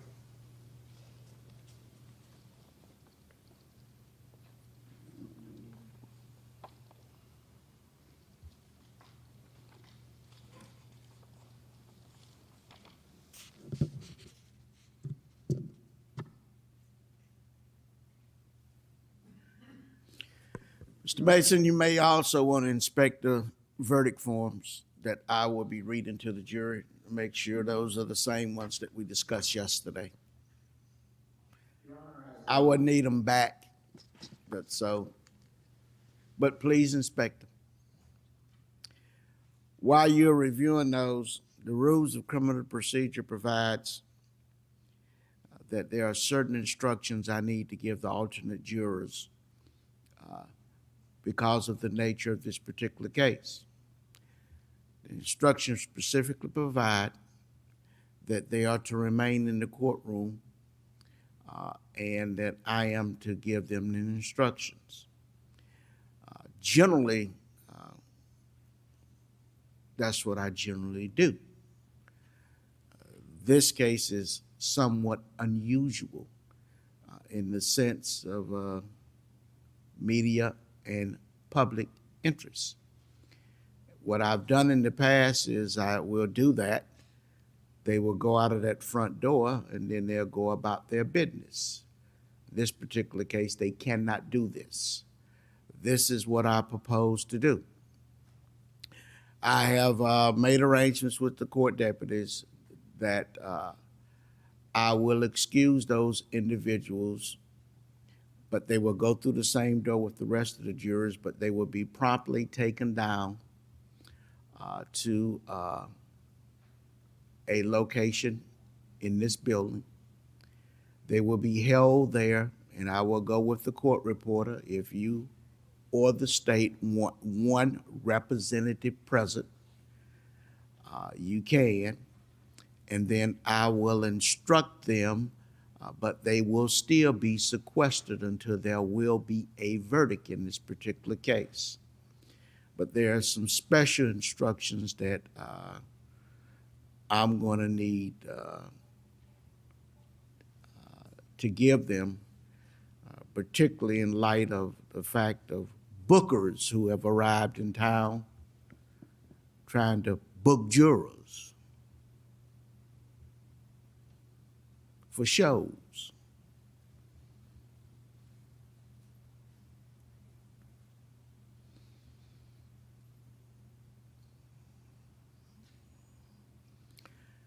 Any objections from the state of Florida?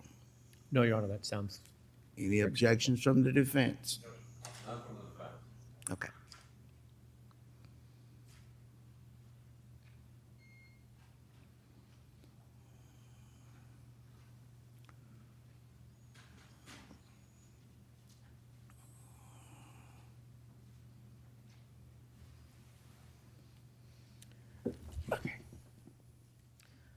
Okay, to the audience. When I return back in the next 10 minutes, I will give the jury their final instructions. No one will be permitted to leave. So if you want to leave, my suggestion is you leave now, because you will not be permitted to leave, get up, walk around do anything. Court deputies have been instructed if someone does that, they will deal with you accordingly. So if you want to leave, now is the time to leave and not return. Okay, we'll be in recess for 10 minutes.